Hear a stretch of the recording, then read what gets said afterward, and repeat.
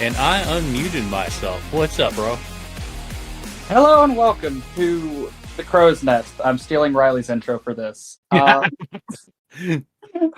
This show where we do whatever the fuck, however the fuck, whenever the fuck we want. And this week we are covering My Adventures with Superman. Dun, dun, dun, dun, dun, dun. Dun, dun, dun, dun. Okay, so I pulled up your stream so that I could see when to respond, for a better term, or lack of a better term. But Oh, I'm watching your stream. I'm not logged in or anything, but I am watching your stream. hello. So, You trying to stream snipe me on your own recording? Hey, I'm not streaming this. I'm recording it. I'm not streaming it, so I can't stream snipe you. Oh, nice. But so from what you said, you had positive reviews about My Adventures with Superman. Yeah. I'm actually really looking forward to talking about it. Same, honestly. So I thought it was going to get me because I know how similar this looks to the She-Ra cartoon that came out recently. Mm-hmm. Recently, but it is better on so many levels. Well, I'm way too old for the She-Ra cartoon, and I'm kind of the guy that's all like, I'll leave the past in the past for the most part. Yeah, Like, I didn't even want like a remake or a relaunch of the Thundercats, even though I did thoroughly enjoy the relaunch of the early 2000s Thundercats. I thought it was kind of cool, but I'm an old fogey now, and I'm fine with the past staying in the past, and I'm always too apprehensive and too hesitant to give something from the past another shot as a remake, because I'm kind of like, why even bother drudging up the past when it's just perfect the way it is, even if it's flawed as hell and it's chock full of bad animation and occasional toy hawking and stuff. I don't care about that, but this, however, this is really cool and I'm thoroughly enjoying it so far. yeah. This one kind of gets me because I'm I'm gonna say I'm a fan of the magical girl genre of things, and both She-Ra and this somehow fit into that. I'm not Which is familiar with the hilarious. magical girl stuff. Sort of. It's like I watched Winx Club for a while. I've seen a bunch of episodes of Sailor Moon. Beyond that, it's just the tropes that I love. Oh, okay. Anytime you see a transformation like this, i.e., the New 52 Teen Titans movie where Starfire has one, it's just good. I've seen in a couple of the trailers for this show where Superman kind of has a Sailor Moon-esque transformation. Yeah. And I thought that was oh, that's fucking stupid. And then I started thinking to myself, well, it did catch my eye, and I am kind of enjoying it. It is sort of fun. So I might as well just give it a shot. I was planning on watching this independently anyway, but then you decided, hey, let's do a freaking show about it. Hell yeah, now I have a real reason. Because we had talked about it on the Issue Crew. I think it was the Issue Crew. We talked about this on the Issue Crew, or we talked about it on the Death Stream, and I don't really remember. We probably did a little bit of both, but I think mostly on the Issue Crew, because Riley was just deciding to argue with you incessantly, constantly. So now hopefully it's hilarious. And see, I try to tell him at this point it would be way funnier if he just didn't argue with me for an episode, and he's like, "That's stupid." I'm like, "It's true." It's just go one episode without yelling at me for something. Everyone's gonna laugh because that is just stupid, but hilarious. Yeah. But the other thing, or one of the things that I was actually apprehensive about this show, because for me liking the Arrowverse so much, I really don't like what they did to Jimmy Olsen in the Supergirl cartoon. I don't mind it as much here. Oh, what was the problem with Jimmy Olsen? Because I never really watched Supergirl very much. Pretty much, it was forced diversity, if that makes sense. That's an ongoing Oh, thing. But well, uh, yeah, like because it's the CW and they're super like they can't just like leave cast a characters non the way they are. well no they can't just um cast a character just because they have to make sure that they get preachy Yeah, with it and stuff. And but this so far, like, because I couldn't care less whether or not, like, well, gender swap within like reason, because it would be weird if they were like Jimmy Olsen a chick, because I'm like, yeah, yeah, okay, so now I'm having to adjust my head canon here and what I'm used to. And I'm yeah, fine with having the stuff that I'm really used to challenged and all that, but the CW just wasn't that great about it. Now, this wasn't even a focal point because you can palette swap Jimmy Olsen, and as long as it's Jimmy Olsen, I'm yeah. fine. I don't care And like, like who it is. uh, I just want the character. That's what I want. exactly. Part of what made me kind of apprehensive about it is because I seriously thought they were about to do the CW route again and make Jimmy Olsen Guardian, which is stupid. Well, this is the first episode so far, and I've only seen the first episode, so I haven't seen the other ones yet. I haven't seen the other ones either, but you can like tell that they're not going to do that with this, because if they were going to do that, Jimmy Olsen would be this buff reporter like he was Uh in Supergirl.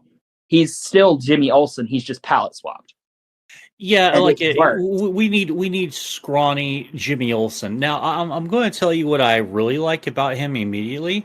I like how he's super into cryptozoology, and he's into Yes, aliens and like Bigfoot and stuff like that. Because that is I don't Jimmy think, Olsen at his finest, in my opinion. yeah, It's I just don't think I've ever seen that one before, because it's usually, all right, Miss Lane, okay, Clark, let's go, like good old Jimmy Olsen, right? yeah. The intrepid reporter photographer. But this one's a little bit different, and I'm enjoying that so far. My thing with it is even as far back as like Superman's beginning, Jimmy Olsen was there catching stories about Superman alongside Lois and Clark. He's always been like somewhat into it, even if they didn't directly say it. And here they like brought it to the forefront of his character, and I really enjoy that. Yeah. It's really neat, and it's let me go ahead and just start at the beginning real quick, because I would like to talk about that. My first Oh yeah, positive, the first positive thing I have about this show is that it didn't immediately start off with the usual boring origin story. We had, okay, here's Clark Kent trying to get his kite out. Oh no, something bad happens. This lady is about to hit this pothole. Oh, he goes and saves her, and then boom, so he discovers his power for the first time as a kid, and then boom, that's fucking it. No, like watching, Pa Kent or Ma Kent like get hurt or anything like that. No origin story stuff. I yeah. I just Like it's enjoyed not that. Man of Steel. It's not. It is very much like catered towards a younger generation, despite it being, I assume, an Adult Swim show. It is like everyone knows the Superman origin story. Everyone knows this man came from a planet, God knows how far away, in a rocket, landed in Kansas, and got adopted by these two people. We don't have to see that to know that this is a Superman story. Yeah, it's kind of like Batman and Spider-Man. Like Yeah, it's like everyone knows the origin by heart already. Even people who hate it know the origin story of like all three of those characters. exactly. And it's just like we don't need that. But having like little glimpses like what we get with that kite scene, Mm-hmm.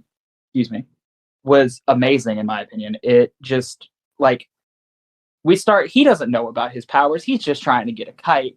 Proceeds for a car to come down the road with a child in it and hits a pothole and just proceeds to spin out uncontrollably, and Clark just activates something in his body that gives him his powers, and it's just yong. Yeah, I like that. I like the activation of powers trope and all that, being a kid and all that stuff. But Yeah. what we got that, and then we immediately go to adult Clark Kent, and it's his first day at the Daily Planet, which is something I'm super into because usually with shows, I guess maybe like every Superman movie I've ever watched, Has him it's already working always Daily Planet. yeah, it's already him immediately like going to his desk and sitting down, setting up. Like now we actually get to watch him and Jimmy. Oh well, first him by himself, and you find out he's becoming like a quick pillar of the community. He's made friends with everyone. You have the old lady and the old man at the donut shop. They And then you slap a have the bib little on him. kid. Before the donut shop, you have the little kid whose cat is missing, and she's like putting up the poster. Yeah, It's just one of those. He's like a good person, even when he's late, because he was already running late. He was like, "Fuck it, I'm gonna do this," and he saves that little cat, and it's just Superman. It just immediately it screams, "This is Superman." yeah, and the second thing I really liked about this was the introduction of all the characters. Like like basically the big three immediately: Lois Lane, Jimmy Olsen, and then Clark Kent. Right, and Yeah. so you first get the contrast. You get both the contrast of Clark waking up and then Lois waking up. By the way, cool little Easter egg on Lois Lane's is wall. Vicky Vale had her name on there because she's Oh, I missed that. oh yeah. Vicky Vale's I think kind of picture. It was sort of faded, but her name's on there, and obviously Yeah. that must be like some sort of inspiration to her because Vicky Vale is a reporter as well. So like fuck yeah. So out there somewhere we have possibly year one Batman maybe about to start up, or at least he's traveling the world right now learning from I was about to say the freaking Lin Kuei because I'm super into Mortal Kombat 1 right now. But it's That'd be hilarious.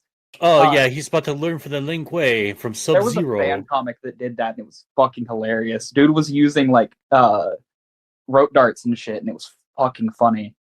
I Oh do not yeah, remember dude. where it is though. Another little thing, because I missed it being Vicky Vale. I for some reason thought it was Iris West.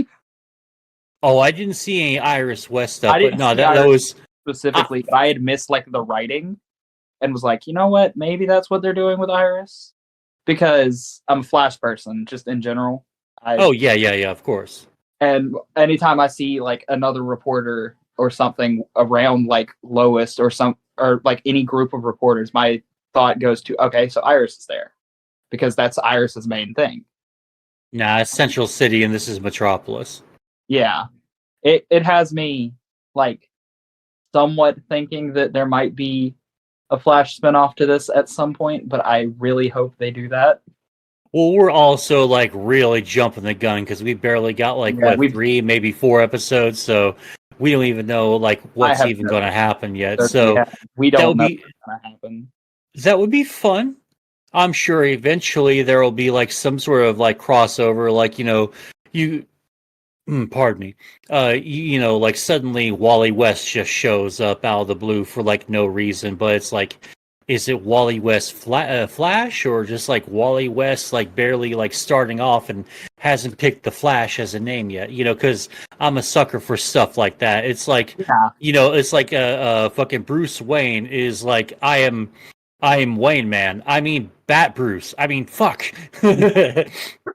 See, okay, I'm so Bruce Man. I mean Bat Wayne. Fuck. if they were to do a Batman like cameo in this, I would 100% like agree with it in its entirety if they were to have him like just starting out, like not even have his full suit put together, have like a crappy Batmobile, if you can call it that. Sort of like the Robert Pattinson Batmobile, if that makes sense.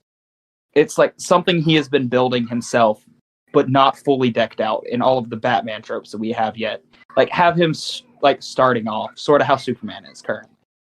I like to see Batman on like a little bicycle, like I'm going to get you, crime, and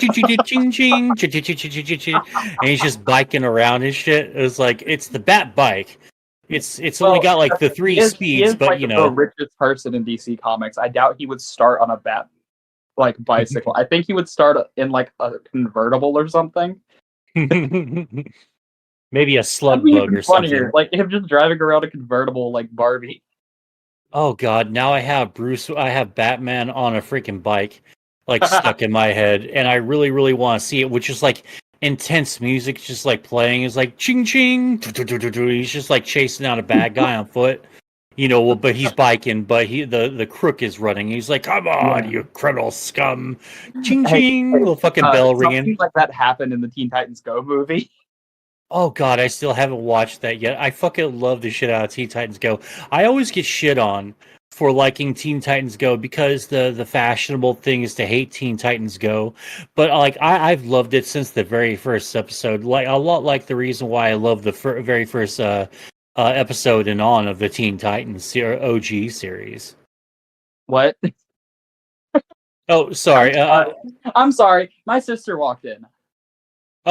I love it's so fashionable to crap on Teen Titans Go Like, when I've loved it since the first episode, just like I've loved the Teen Titans OG series from the first episode on. I can understand love for both to an extent. Uh, the Teen Titans Go does lose me at some points because it's not made for me. It's like I was not the target audience because I grew up with the Teen Titans show, and I'm not like this new generation of Teen Titan watcher who is like trying to get into DC.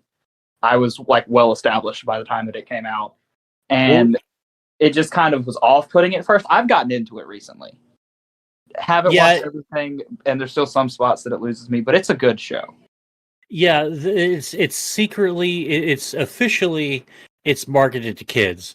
Yeah, Unofficially, underhandedly, it's marketed to like the 30-year-old fans of like the Teen Titans series who are just like, bombing a couple of beers and freaking smoking a bowl, and they're just like watching this goofy shit yeah. because there's some low key marijuana humor in there, and I think that's why I liked it because that was It's just like the fucking. Scooby Doo movies. Yeah, yeah. I was like, oh, I'm just wicked baked one day, and I'm just like, what the fuck is this?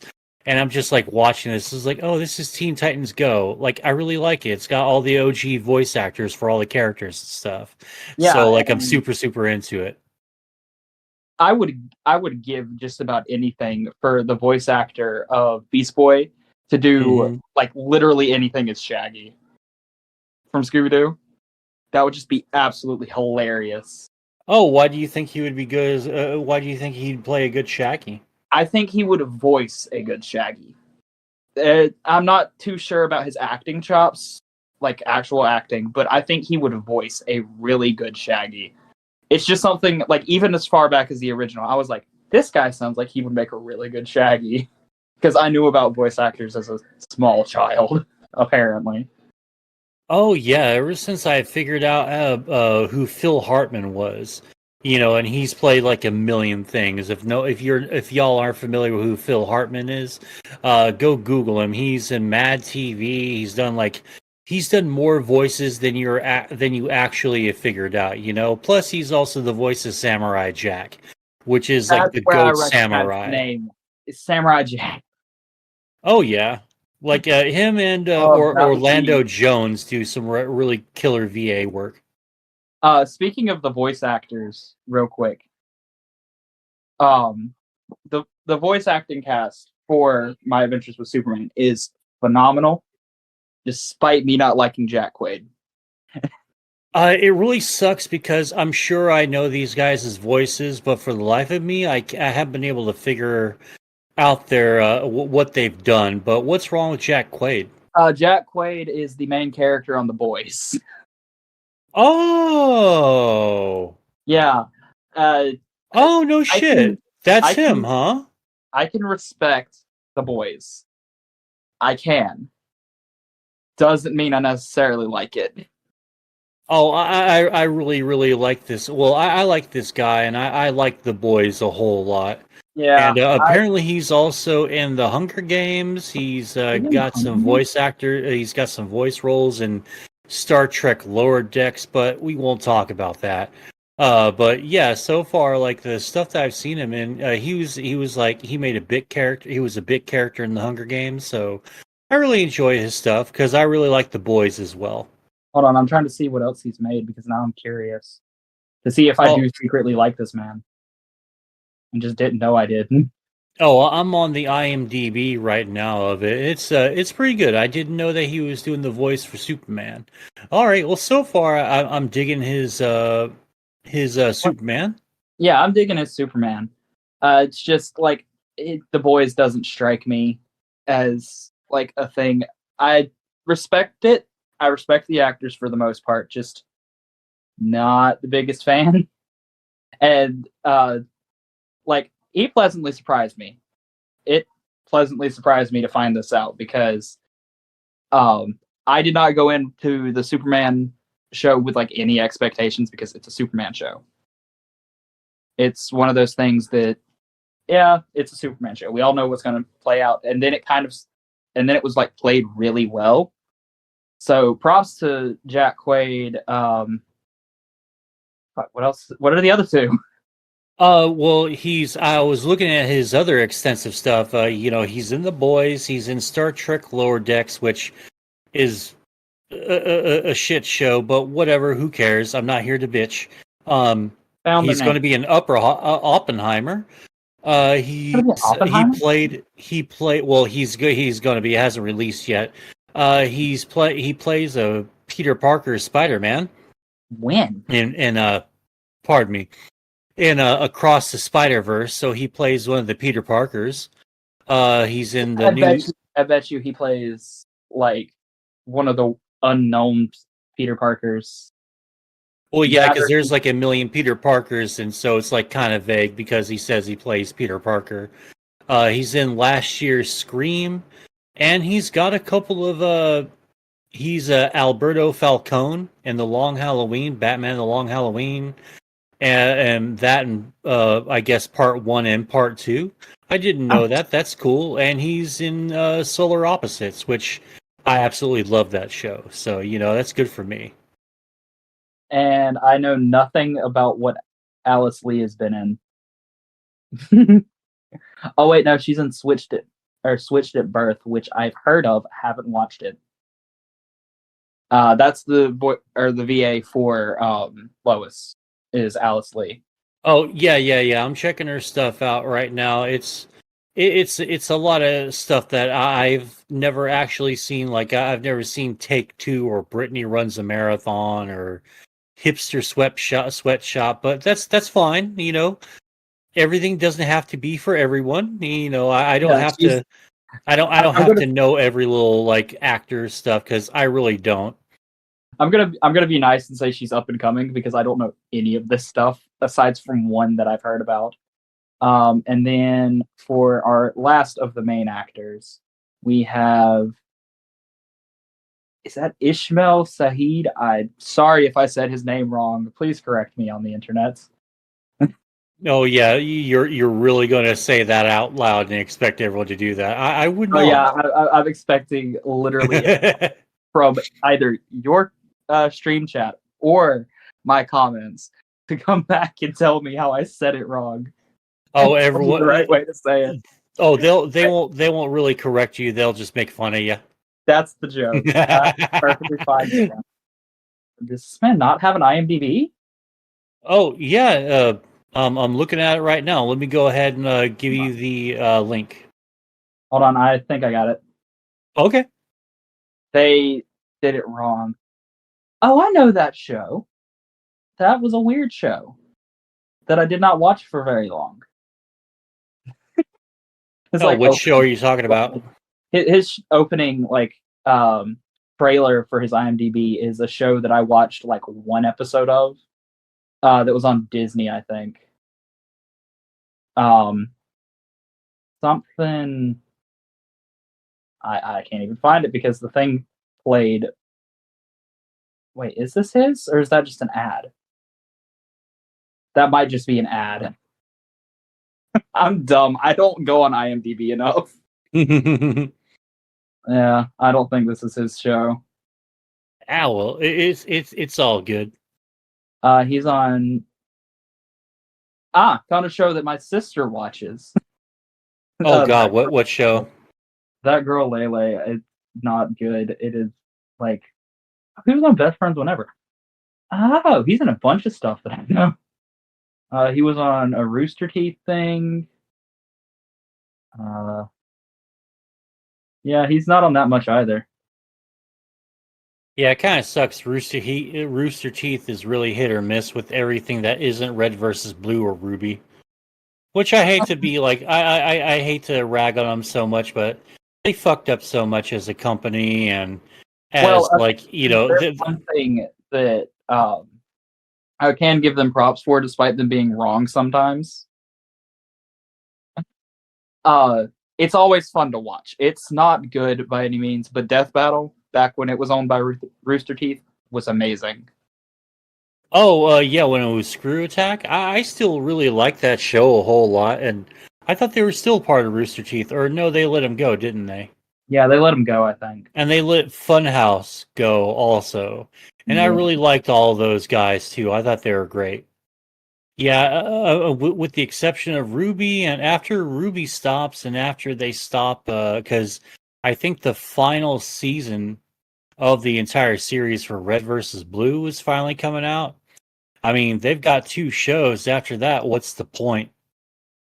There's like no telling. Honestly, they just do what they're gonna do. Yeah, it really sucks because like once upon a time, like I really was like so into the RT crew, and then they just started like becoming like these huge jerks, and but then you had Monty Quim, like come around and all that. Then he died, and then like a lot of their people got busted for SA or like beating their freaking old lady and stuff, and Yeah, I'm and like, dude, this whole fucking thing is just falling the fuck apart. I can't support this, man. And it's heartbreaking because like I've been following those guys since 2004. Like not quite the OG of OG fans, because like I barely heard about them after I heard about Red versus Blue. And like when I was in college, like I had some friends that were like, "Dude, you gotta check these guys out. They're called Rooster Teeth." I'm like, "What the fuck is Rooster Teeth?" They're like, oh, "Okay, you're like it's Red versus Blues, the Halo guys. Like someone did a show. Like, oh, this is gonna be stupid." And I watched like the first like 2 episodes, and oh hey, thank you. I watched I the. just signed in so I could follow you. Appreciate it. Um, but I watched the first 2 episodes of Rooster Teeth of Red versus Blue, and I'm like, dude, give me fucking more. This is so great, and it quickly became one of my most favorite internet things. I got into that right around the time I got into fucking neurotically yours, Foamy the Squirrel, and Salad Fingers, and Oh, all sorts, and I forgot all not Homestar Runner, girl. but not Homestar Runner. Who's the other one? Strong Bad and all them. Yeah, Oh fuck, I forgot Oh, exactly what the official name of it is, but I love all their stuff too. So it was a magical time for me on the internet at that time. It was great. my magical time was when I was 8. So this was 10 years ago almost. I found just about everything that I could want for the longest time. And then uh, once I started getting older, I would just find more and more things. Things like, for lack of a better term, things like Super Sentai and like ways to watch it. And bro, the internet is such a good place, but also Oh such a yeah. bad place at the same time. Yeah, it's like the best thing for humanity and also the worst thing for humanity. The good news is it's the internet. Bad news is it's the internet. And you Exactly. pretty Oh, much just get the shaft. well, let's put it this way. Good news, it's the YouTube. Bad news, it's Twitter. You got that too. You hear But about you hear about that Threads is pretty much dying already. Like they Threads, had that. Yeah, Threads, the Facebook Twitter uh, ripoff. Yeah, they uh, had like I a was talking hundred about like million. They had Instagram. 100. Yeah, they had 100 million people sign up for it, and then they're like, do. There's nothing to do here, and everyone fucked off back to Twitter, and Yeah. Twitter's fucking stock is rising, and they're getting even more Hey, people internet, signing up quit for it. giving Elon Musk more money. He doesn't need Oh, it. Oh yeah, it's too late now, but I really enjoyed that little back and forth. Like, if I have to watch two billionaires like go at it in a cage match, it would be fun to see Elon and oh, what's his nuts, freaking Mark Zuckerberg. I wouldn't mind seeing that fight, even though I think Zuckerberg has the advantage because Yeah, Zuckerberg definitely has the advantage. He's a lizard person. yeah, and he got pissed off at everyone calling him a fucking unfeeling, uncaring robot. He was like, "Fuck you all! I'm going to learn Muay Thai and kick all your asses." Exactly. And he's been doing this for what, 8 years Yeah, so he's so probably far? got some serious ass nerd rage built up. Yeah, and Riley doesn't believe me when I say this, man. If he doesn't win with just his Muay Thai training, he's gonna win with the power of the lizard person in him. Yeah, he's going to be like Reptile in Mortal Kombat. He's going to wrap his long ass fucking tongue around Elon's fucking head, rip it off, and eat it. No, no, no. He's gonna be Lizard from the Amazing Spider-Man movies and just eat people. Get stronger. Oh. He's gonna eat people to get strong. I don't know why that was so funny to me, but the lizard man is like one of my favorite characters, or one of my favorite bad guys in the Spider-Man verse. same. He doesn't get a whole lot of play time because What are you it's gonna do all with a about. lizard? Well, That's yeah, because you've got like the big four: Venom, Carnage, Doc Ock, and fucking Green Goblin. And so there's Carnage. Not so much. Carnage gets way less playtime than the Lizard, but you get like Mysterio involved, and Mysterio gets way more than both of them. I like Mysterio a whole lot. I'm not the biggest fan, but that's mostly because of the MCU. Like, I get it. Why'd you do it? It's decent. I'll give it that, but I'm not the biggest fan of the MCU, especially not after Endgame. Well, And like pretty much everyone's done with Marvel after Endgame. We had our like what like a 8 or 9 year run, like build yeah, up we for have like everything. now. I will say, despite me not really liking the MCU, Shang-Chi was really good, but that just appealed to the weeb in me. I still haven't watched that. I still haven't watched that one yet. I want to. I want to go see it. I just haven't really had time for it. Uh-huh. But I will have to check that because I like all the stuff that has to do with Doctor Strange. Even though I kind of think that the movies sort of suck, like both of them do. Everything, like all of Doctor Strange's cameos and parts in other movies are phenomenal. Oh yeah, And like the first quarter of the first Doctor Strange movie was really really good, and then by like the midway point it's like I'm about to go to sleep here and I'd rather go do something else. And the second yeah. movie was okay, but I couldn't even tell you anything memorable about it, The second and movie that's a is fucking shame because like I thought the second movie was pretty okay. the second movie is by far just Wanda Maximoff turns evil, the movie, featuring the best Reed Richards imaginable. Sorry, Oh yeah, it's he got shafted for that. oh Like, yeah, we finally had we had that huge reveal. Like that movie is super super campy, but and if you're willing to let that go, you'll really really enjoy it because I loved Sir Patrick Stewart showing up out of fucking nowhere as Professor X. And then you hear the old X-Men cartoon theme song playing in the freaking background. All of a sudden, oh shit, it's Professor Xavier. Holy fuck, no way. Like that came out of left field and I was really happy about that. So I thought that was cool, even though the internet like really bagged on it. Like, did you happen to see the movie, the little video file of Professor X like grinding the rails and shit and doing like skateboard fucking tricks and stuff? I fucking love the shit out of that. It was just so good. so on the topic of the Fantastic Four for a moment, I'm really mad at the actual casting that we got, or like the rumors or whatever it may be. I'm really mad at this. Um, one, Why is Adam Driver playing Reed Richards? They just need to let the Fantastic Four go and just not play it.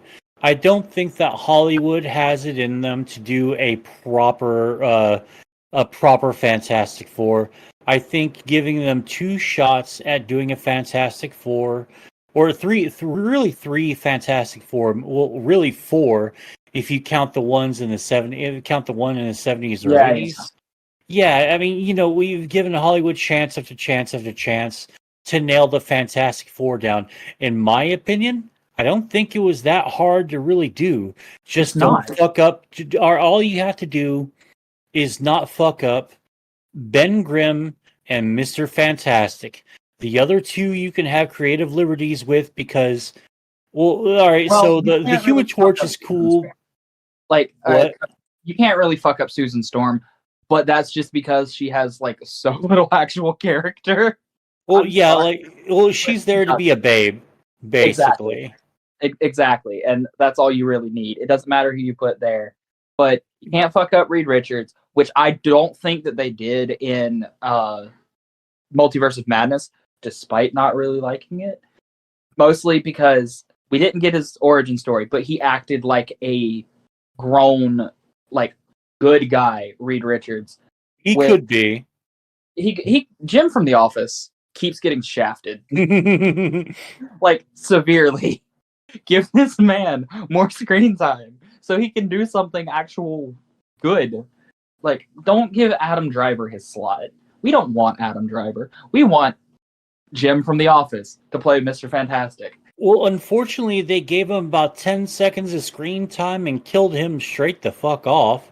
And Exactly. then, that's pretty much all we got. We didn't really go anywhere after that, which is a shame because I was thinking maybe this would be kind of cool. We got Black Bolt, which I thought was really cool as well, but he also had a really intense death scene. So I'm But really now, into that. And I like bad guy Wanda Maximoff. I like bad guy Scarlet Witch. here's something about Black Bolt that I can say with confidence. Good riddance.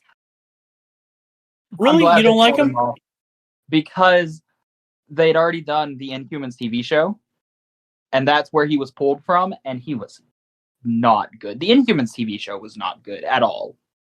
I didn't watch it. Don't. It's not worth a watch. I had enough faith to watch WandaVision, which I absolutely loved, and I I mean, thought I was think really, really everybody good. loved Loki, and I'm not gonna like harp about Hawkeye being a good TV show for more than a second because it's amazing, but that's only because Haley Steinfeld's in it. I just was bored as shit watching the Hawkeye and Winter Soldier show. I got past Yeah, episode 3, I think, and I'm about to fall the fuck asleep. I was like, I'm not really into this show very much. I'm just bored. Nothing's really happening. And there's just way too much exposition. Everyone's like, there's too much buildup for something that we should go ahead and just start cutting to the chase a little bit too, by episode 3 we should figure out what the fuck we're doing. Falcon and the Winter Soldier, because that's actually the title, people, was too preachy for me. It was like, we get it, be nice to each other, just try and move forward after the snap. We get it. Hawkeye, on the other hand, had a hot person leading me on for the entirety of the show. I was invested. Oh, I haven't watched the Hawkeye series. I like Hawkeye. I like the Hawkeye that we have in Marvel. I think he's really, really cool. Like, he's a great character and all that, and I'm down to watch all the stuff. But apparently I haven't met a single fan of the show yet. You're dude, no one liked it. No one really hated it, but no one liked it, and therefore no one really talked about it, and they kind of just let it go. I liked the fact that we got, that it can go wherever it wants to go. I don't really care beyond the fact that Haley Steinfeld's in it, and so is Yelena Romanov, aka Scarlet Witch, or not Scarlet Witches, aka Black Widow's sister, and gonna be the new Black Widow. And I'm like, yeah, this is good. Mostly because of the symbology behind it. it kind of got me towards the end of it.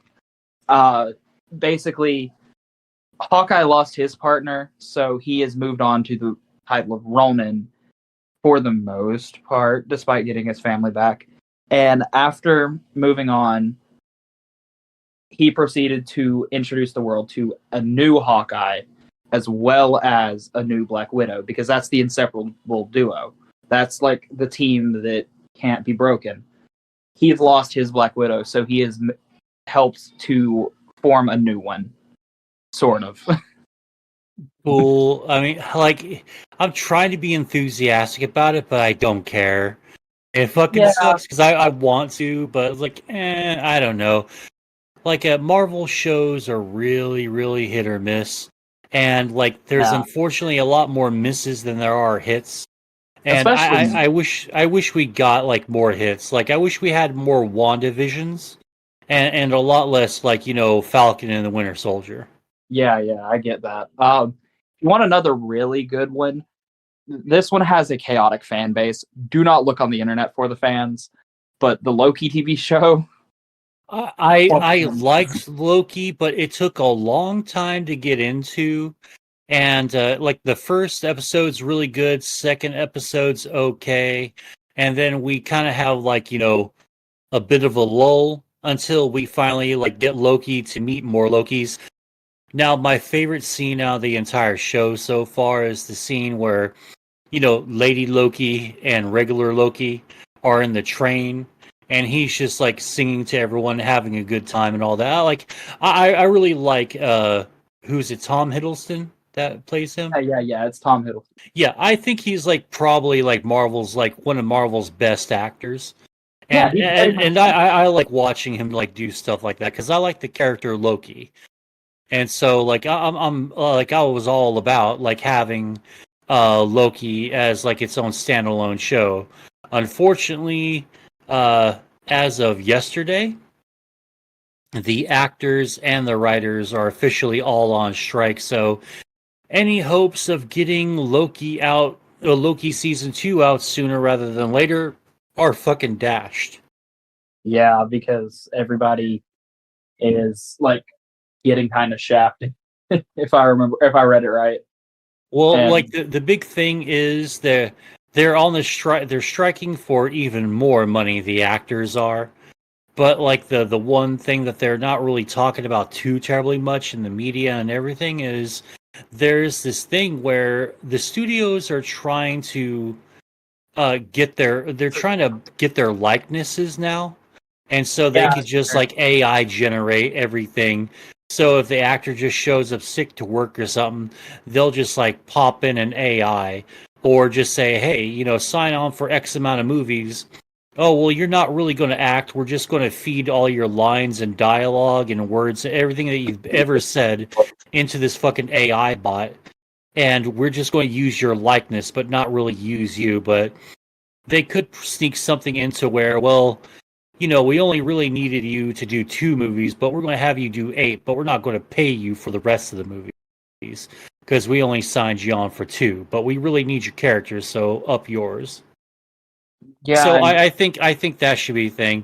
Like Adam Ruins Everything explained that to me earlier because I like Adam I need Ruins to go back Everything. and rewatch Adam Ruined Everything. I like binge watched the whole season or whole series a couple of times back in my like freshman year. Yeah. To the point of where one day, my senior year, a teacher puts it on and I'm just like reading line for line what the script of it is. And like, yeah, I already know this. I learned this as a freshman. Yeah, one of my chatters in my chat is saying they're just recycling everything all the time anyway. It's just a logical extension. Yeah, I can't really disagree with that. they're already doing that with something as simple as Star Wars, where they like de-aged Mark Hamill because they didn't want to use old Mark Hamill. Well, they can't because they're trying to use like Luke Skywalker at the peak of his power. Yeah, And there's apparently a guy that does who's like a dead ringer for him back in his younger days. And they kind of use him as a sort of like a template but they AI the shit. They AI or not AI. Deep faked it. They deep fake the shit out of them. I'm like, dude, just maybe you could just use a little bit extra makeup or something, but maybe like it's kind of like they're just sort of like like obfuscating his identity, and I want to enjoy looking at the person that's playing a role that I really like. So I kind of like that. I'm not going to like stand on a hill and try to die for it or anything, but Yeah, because that's that's not just how it is. Because there's just I'm not gonna stump for for millionaires. yeah, like there's digitally de-aging now as well, which I can understand if they had done that for this, because you can like get people younger and whatnot, and like accompanied by makeup and stuff, you can make it look pretty convincing. Yeah, but But they didn't do I, that. They decided to deep fake him, and it's just like stupid. yeah, and I don't think that the de aging deepfake technology is quite there yet. Just because, like, if you remember watching, I think it was Rogue One. Yeah, They yeah. had they had oh, come on, Mo. What's his He's name? like, the commander that's always next to Vader. Yeah, yeah. Ooh, excuse me. That's gonna Sorry. bother me real quick. But he's like one of the best freaking generals in the Imperial Navy. Yeah, I know who you're talking about. I can't remember his name either. But yeah, this is a Disney problem mostly. Disney is like trying to advance shit way too much so that they can get a cheaper or get cheaper shit out of everybody involved, and it shows like heavily. My internet go out? No, you sound fine. Okay, sorry. I just couldn't. I thought you were trying to say something. I was like, wait, shit. Oh no. I'm just chilling out. Eh, okay. But yeah, it's just a Disney problem mostly. Nowhere else is really doing this. You don't see this from like Sony or anybody. You don't see this from crap. I can't think of any other movie franchises. You don't see this from people making movies elsewhere. You just see this from like Disney, just trying to fuck people over. Well, that and obviously porn, but that's a different Yeah, topic entirely. Admiral fucking Tarkin. That's his name. I think it was Rogue One where they deep faked the shit out of him, and it was good. The voice was on point, but then he looked like shit. Yeah, he looked like a PS2 video game, if I remember right. Huh? He looked like a PS2 video game. A little bit. Paul says Disney is the means by which the beast will be revealed. Yes, very much so, Paul. Anyway, I think we got way off topic No, here. we We're definitely talking. did. But this is like normal for conversation, and I could just change the title of the podcast. Oh It's no problem, no problem. But yeah, let's get back to Superman and Lois because we got way deep down a different All right. road. So let me go ahead and just talk about the plot of the first episode real quick. Yeah, I really liked it. It was really solid. There was a beginning, middle, and an end. There was a point to everything. There wasn't really too much of a wasted scene, or there wasn't any wasted moments there. There was a point to everything that they had over there.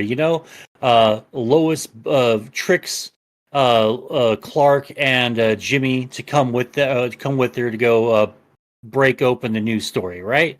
They yeah. find out it's these fucking people stealing a bunch of killer robots. Ooh. They go to the fucking dock. There's the robots. Robots gets revealed. Fight ensues. Clark does the super. Oh yeah, and we finally got our first name drop of Superman. It was the first Superman name drop of the series. Was It right came, there.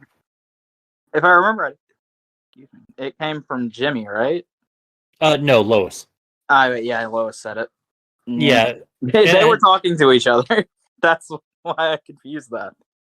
oh But yeah, they did a high five Eiffel Tower up above Clark, which I yeah, enjoyed. So we have the relationship established between Jimmy Olsen and Lois Lane, which I'm digging. we get the entire trio for the most part. Like establishing what's going to happen, because we know what's going to happen for the most part. They're going to be a trio for till the end of time, basically. But the way that this is established is incredibly well, and shows that even as the like Superman that he wants to be, Clark is still a fucking simp. Well, not, for his wife. well, yeah, a little bit, but at the same time, though, it seems that freaking Lois is the queen simp of the freaking show because he calls them beautiful and all that. Exactly.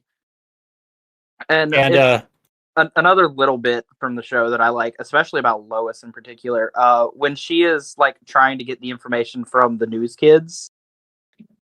Oh yeah, I thought that was cute. I thought that was cute.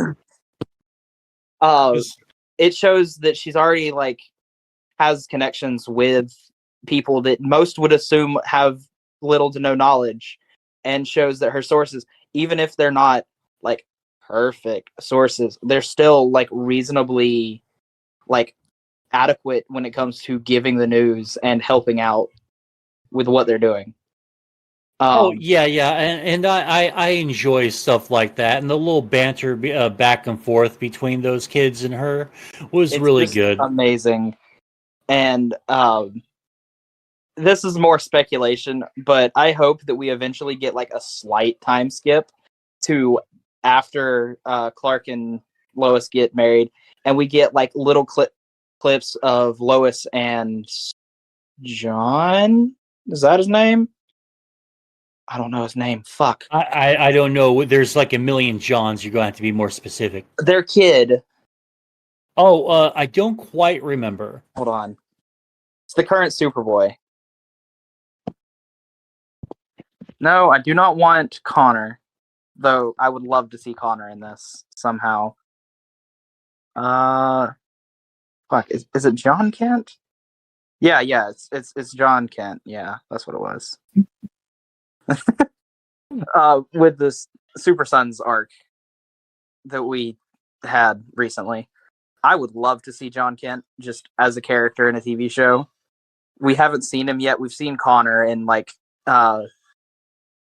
fucking Young Justice, and Titans. We just haven't really seen too much of the other Super Son, or the next generation of Super Sons, let me put it that way, in actual media. There's not much with John in it. There's like one thing I can think of, and I don't even remember if he's actually in it.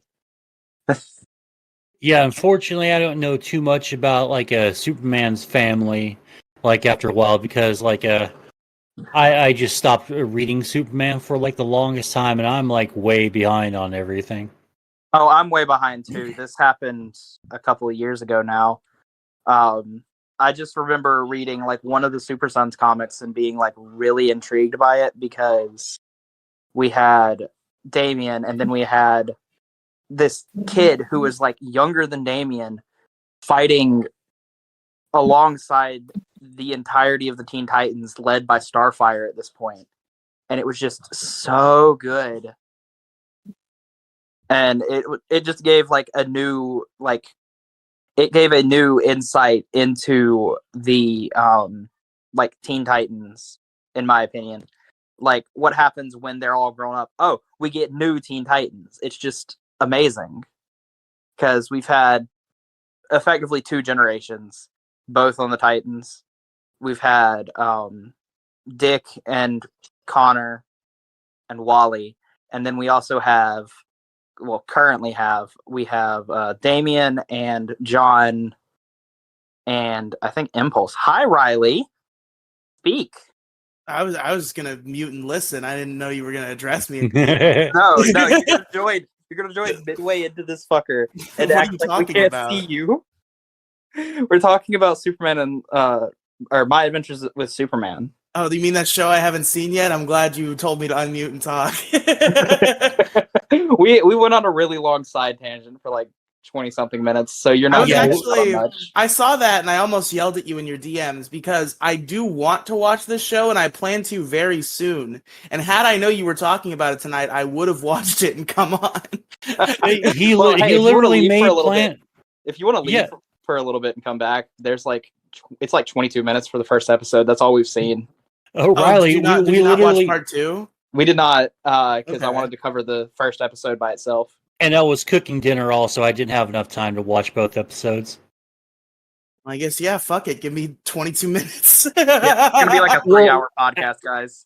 Well, yeah, because like I think we've just about said everything that we've had to say so far about the episode. I mean, we've covered everything like pretty extensively.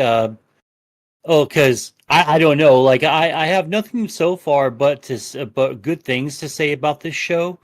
The animation is pretty cool. It took me a minute to uh get into the idea of Superman, but anime. So I'm like, okay, Superman, but it's the She-Ra remake. Forgot the word. Remake. So I'm getting into that, and I dug the anime style so far. The ending credit scene where it's I forgot what anime that's from specifically. Well, it's probably from like a million different animes because it's Jimmy just like walking around, but it's like the world is like passing him in the background and all that stuff, and he's looking at his camera. And I thought that was kind of cool, and they have rolling the credits and all that. I like that scene, so because like we're supposed to judge it on some anime standards as well, right? In addition to it being a Superman show, so I think TLDR on everything. If I'm really looking at it, it's a solid start. Didn't waste any time with some boring, origin story. We figured everything out. We're hitting the ground running almost immediately, and I get to have my Superman, Lois Lane, and Jimmy Olsen at the Daily Planet arc, which I never really got to see enough of. Like some of my favorite things, of some of my favorite Superman episodes and stuff and moments are when he's working at the Daily Planet. And, Yeah, and that's I'm going to be like glad one of we're the going to be best. getting a show where he's doing that. It's the like Clark Kent that we all love to see. It's the characters. As as much as I don't want to bring up Power Rangers on this episode, I'm kind of going to for just a second. Rise. For just a second. For just a second. It is very much like how when Riley watches Power Rangers, he likes to see the kids at high school. He likes to see them doing things This is outside true. of being superheroes. 100% correct. I also enjoy watching episodes like that for the most part. Sometimes it gets a little dragging when there's too much of it, but it's finding the balance is like amazing. And I think that the first episode of the show, at least, found a good balance between the two. If there were an alternate universe where Mighty Morphin Power Rangers was not Mighty Morphin Power Rangers, rather just a teen high school sitcom called like Angel Grove or whatever the fuck, and there's no superheroes, I would still love that show. It probably wouldn't have grabbed me like at all. That's Because I mean, the giant robots and the superhero fights are probably draw a lot of people in. I came for that, and I stayed for the kids. yeah, like come for the robots, stay for the kids. Exactly. That's right. It's like come to watch Superman, fall in love with Clark Kent. That's what this show has done. Like especially if you read the comics and you see some of the like smaller things, like Mo pointed out one of the Easter eggs earlier. If you see things like that you recognize, it's just so good. That's fair. So I haven't seen the show yet, so I don't have much to contribute about the actual plot or like how things proceed. But I will say, the opinion I have on it so far is visually this thing looks excellent. Like that's why I'm so drawn to it. Like I've never been that into Superman, but I saw like the visuals and like the kind of style behind this one, and that's why I'm extremely interested because it looks stellar. Hey, Yeah, Riley, it looks pretty good. Hey Riley, you want to know what other shows have the same like similar style? If you say Avatar: The Last Airbender, I'm leaving. No, She-Ra, the remake. I And, won't leave, but you're on thin ice. You're in the yellow. and Voltron Legendary Defender. I still haven't watched Ultra. Didn't they did it get a They full fucked up run the or last did three they? seasons, but it's like really good for the first couple, like I think 5 seasons, at least in my opinion. But once you get to like the last few, it just gets really dragged out, and it's just like, okay, cool, we're done. What else are you gonna do? Are we talking about like the Nicktoons Voltron show? What show? No, that's Voltron 4. No, it's the Netflix. Oh, that was right? 3D, right? Oh yeah. Netflix has the anime one. You're right. Yeah. Voltron Force, on the other hand, perfect show. Give me more. Wow. I've never watched Voltron because it just seems like dumb rip-off Power Rangers. Except But without the Power Rangers, they took my least favorite part of Power Rangers, that being the Zord fights, and they made that the whole show. Here's the thing. That's not entirely true anymore. Which is really funny. What are do the Voltrons turn into Power Rangers and fight on the ground now? Hey, I'll be right back, okay? They don't quite turn into Power Rangers, but they do have like specific armor, and they do a lot of like more character-driven fights. Okay, that's interesting. And So that's they on the are new fighting, Netflix like, show? smaller people. That's on the Netflix show on Voltron Force. I'm not sure about the original, The hell is Voltron Force? the Nicktoons one. Oh, okay. That's on Legendary Defender and Voltron Force. I know at least.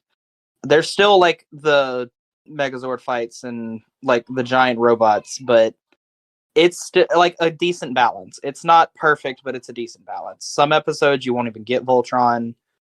Some episodes you'll just get like the lion, and it'll serve as like a vessel to move things mostly. But then there's also like episodes that are like strictly dedicated to the team, at which point you get like a lot more of like the entire like mecha. Make sense? I don't think it does. It makes sense. I gotcha. It's a lot like Power Rangers now. I see. They did have like some really good animation for it, I will say though, and did get me really hyped up for one specific thing that is a major spoiler way down the line, because it just gave me SPD vibes. I'm not gonna tell you what it is, but like it's just SPD vibes in like the best way, especially when I was watching. Doggy Kruger shows up. One of the characters legally distinct Doggy Kruger, Coggy Dooger. One of the characters basically becomes Doggy Kruger. Oh boy. Like it's still like the original character. It's like the character from the original show, which had me thinking for a long time that the Legendary Defender show was like a mid-series between the original and Voltron Force, because Voltron Force is way down the fucking line in the Voltron timeline, as far as I know. But according to everybody else, they're separate shows, which makes sense. But so does it being a middle ground show, because, or aside from the fact that Pidge is a girl. Okay. For those that don't watch Voltron, Pidge is the Green Lion pilot who has like always been a dude, and like as part of it, it had me somewhat thinking Pidge was trans for a while. Yeah, because they do this like really bad, but also like really funny fake out, because we all think Pidge is a dude for like the majority of like the first season. And then it's like, nah, this is a girl. And it just gets brought out by Allura. It's fucking hilarious. that's pretty funny. If My Adventures with Superman does continue the way it's going, I somewhat expect to get something like sort of a similar like story beat, if that makes sense, to Voltron, or at the least a similar story beat to She-Ra, because as far as I'm aware, it's made by the same people. Oh, okay, that's interesting. At least She-Ra. I'm not entirely sure. Okay, so I just to confirm about She-Ra. You talked a lot about She-Ra. You seem to have an affinity for the show She-Ra. Is it as garbage feminist bullshit as it seems to be? Because I've heard some things, I've seen some things. It seems like some pretty aggressively feminist kind of garbage. Not that I'm against feminism Nah. in general, but when it's super aggressive, it can get kind of taxing. It gets super aggressive at times, but that's not like the entire premise. That's not the of whole it. show. Like that's like what if you had to do a percentage split between good content and feminist garbage, where would that percentage split? Like 20% of it is feminist garbage, but it's not like It's a pretty significant percentage. yeah, but it's not like it's not overbearing for the majority of it. It's like feminist garbage, but it's not overbearing it most of the time. It's like a 2% for the like really overbearing shit. Gotcha. But there's feminist means throughout the majority of it. It's like sprinkled here and there. It's not the entire show by any means, but everyone's gonna say it is. Okay. Maybe I'll check that one out too at some point. I want to review it on my show at one point. Could be fun. I gotta watch this fucking Adventures of Superman show. I should have done it last night. Sometimes I'm like, I'm gonna watch this show or I'm gonna play this video game, and that thought will exist in my mind for weeks on end without me actually doing it. Like I'll just keep putting it up. Like you don't know how many times I've said the sentence, maybe I'll play some Pokemon Legends Arceus today. Because No. I've never beaten that game. I'm this big Pokemon fan who plays Pokemon all the time, but for some reason I just didn't make it through Legends Arceus. I was loving it. My attention span sucks, and eventually I just kind of fell off of it. And there have been so many times where I'm like, yeah, I'm going to go play some Legends Arceus today. And it has not happened in a very long time. Hey Riley. What's up? Go play Legends Arceus. Maybe. Maybe I will. Go watch My Adventures with Superman first so that you can like have input on the conversation first though. What this I assume this podcast is not going to last long enough for me to go watch Adventures with Superman. You've got. Let me see how much longer, because this is going to be one of my longer ones. Because I'm planning to record until Mo decides to end his stream. You're doing a whole Mo show Crow's Nest crossover. Yeah, event. That's what this is. This is the entirety of the Mo show getting recorded. Also on the Crow's Nest. Also on the Crow's Nest. I was debating on what to call the episode. The Crow's Mo Nest show. Yeah, the Crow's Mo Nest show. That's going to be the episode title. Because you gotta have my name first for the title. I wrote that down. I made sure that's kept. Oh yeah, we are on the Mo show too. I kind of forgot. I knew that. I saw that, but I kind of forgot about that. So hello, kick.com/MoSideGaming audience. Dang. Forgot about the Mo show. So I guess if the Mo show is going to continue and this show is going to continue, I guess I will legitimately go watch Adventures of Superman. So it's 22 minutes. I'll be 22 back. minutes. This is going to be like the longest podcast I do, probably. The longest Crow's Nest of all time. Yeah. I'll be right back. And he's gone. Oh, God. Let's side tangent because we were talking about Voltron. No, let's go ahead and just end it right now. Just like give him the shaft. No, I don't want to do that because I want his opinions. I want to steal this episode from him so he can't do it on the issue crew. Oh, nice, fun. That's the main reason I want him to come back and actively give his opinions. So, all right. So, what are some of your positives of the show? What did you really like about the show, and what do you hope to see besides the time skip? Yeah, the time skip I want to see just because Lois is like great with children, as already established in the first episode. But for other things, I'm hoping to see like some of the recurring Superman villains. It's not necessary in a show like this, but it is something that I kind of want to see. I want to see like Lex Luthor show up, somehow have a connection with Superman, like Smallville Lex Luthor, if that makes sense. Oh, I really, really liked Smallville a whole lot. I didn't get to finish the series, but I hope to one day be able to do that. Smallville has my second favorite iteration of Impulse, so I watched those episodes, and that's probably about it. Yeah. Only reason I know he's my second favorite version of Impulse is because you can't out Impulse Young Justice Impulse, and you can't do as badly as the CW Impulse. Oh God. I have avid hatred towards the CW Impulse. Where was my book? I heard a cat. Was that a cat? No, that was a kid. Oh, okay. I thought I heard a cat for a second there. Yeah, he meows anytime he does anything. He's a D- weird kid. He was coming to get his book because I borrowed his book earlier to debate on Riley if I should read it. Mm. It was a Pokemon manga, so of course I was going to see if Riley wanted to read it.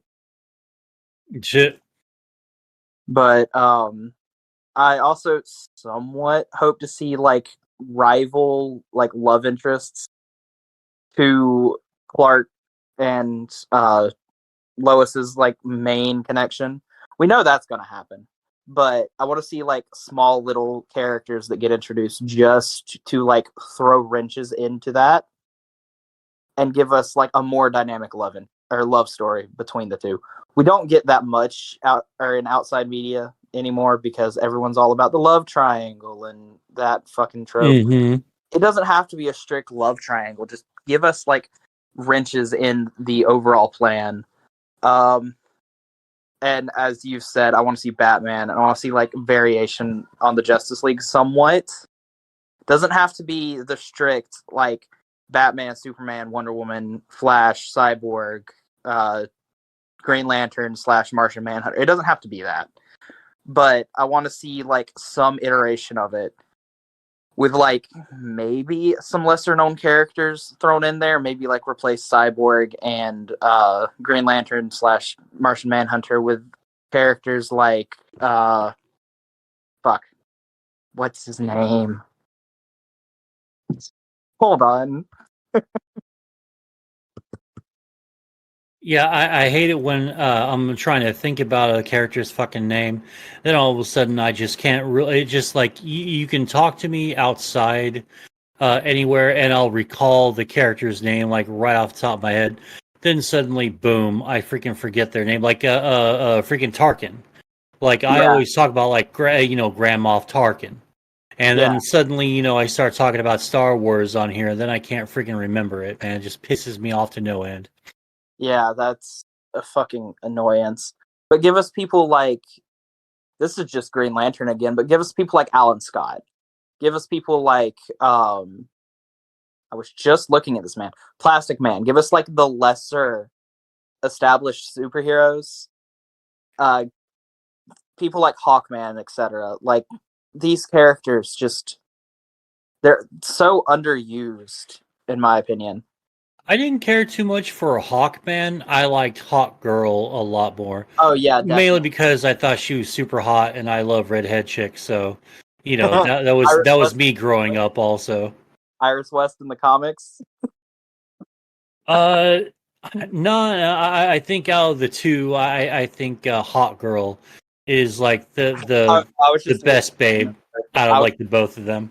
I was just listing another redheaded comic book character. Oh yeah. I mean, she's cool, but Yeah. like I never really got to read too much Flash fam stuff because I was Yeah. reading Bat Family stuff like back in those days. So because I was also more into Batman, Superman, and Constantine and stuff Yeah. like, or Constantine if you want to be British about it. Constantine. Yeah, because there's always those dudes who are like Constantine, like dude. Half Shut the up. world says Constantine, the other one says Constantine. Okay, I'm Yeah. going to say teen I'm because gonna it's say always that. Constantine because that's how Yeah. you actually say it. Hell, he could be on the Justice League, and that would be fucking sick. Well, I'd love to see more Justice League Dark because of all those characters. Like one Yeah, of my I don't know if you watched it yet, but the Harley Quinn show is actually really really good, and we get I've kind of avoided it for the same reasons that Riley kind of avoided She-Ra. No, dude, I'm going to be honest. Like, it got a bad rap, like right out the freaking get go, because everyone thinks that everything needs to be taken literally, Yeah, and and really, don't like take the everything because literally. yeah, because the first joke is us, the rich white man, is finally getting it, and then you watch the clip out of context. It looks like more silly, like Hollywood woke nonsense. But if you actually watch the entire scene, it's funny as fuck, and it's lampooning that mentality. And Yeah, it's not meant to be like a political or social commentary. It's sort of like commentary on the comic books themselves, because like, exactly. the rich multi-billionaire white man in a suit is like your atypical villain in a comic book, so Yeah, you it's like actually watch that, and you Lex Luthor. watch, yeah, It, exactly. And you see Joker hanging freaking Harley out to dry, was really really cool, and the character growth for Poison Ivy, and also you get a really great episode between. It really does a really good job of explaining the dynamic of the Green through the perspective of both Poison Ivy and Swamp Thing. And Swamp Thing never gets any freaking love, and he finally got some love in this show. And also, it has a cameo by Constantine, also. So you oh get shit, like I didn't know three. about that one. Oh yeah, dude! Like the last couple of seasons have been fucking phenomenal of this show. And also, like, it has all my favorite bad guys like in here, like people that I've never really heard of, like, well, except King Shark. But Oh, King you've never Shark, heard of King Shark? well, no, I've heard about King Shark, but it's always King Shark is a shark. But now he's actually got like lines. He's intelligent. He left the underwater kingdom to become like a tech nerd, and it's Yeah, and fucking funny. It's yeah, like it's out of the like blue, like it's really something good. that, yeah, it's like something I never really expected. So I thoroughly enjoyed the Harley Quinn show so far, and I hope they do nothing but really good things with it. I hope we get more of the Peacemaker show. I still haven't watched Peacemaker yet. And I'm still pissed about it. I watched it while I was on vacation somewhere, and basically, for what I got out of it, it's fucking hilarious.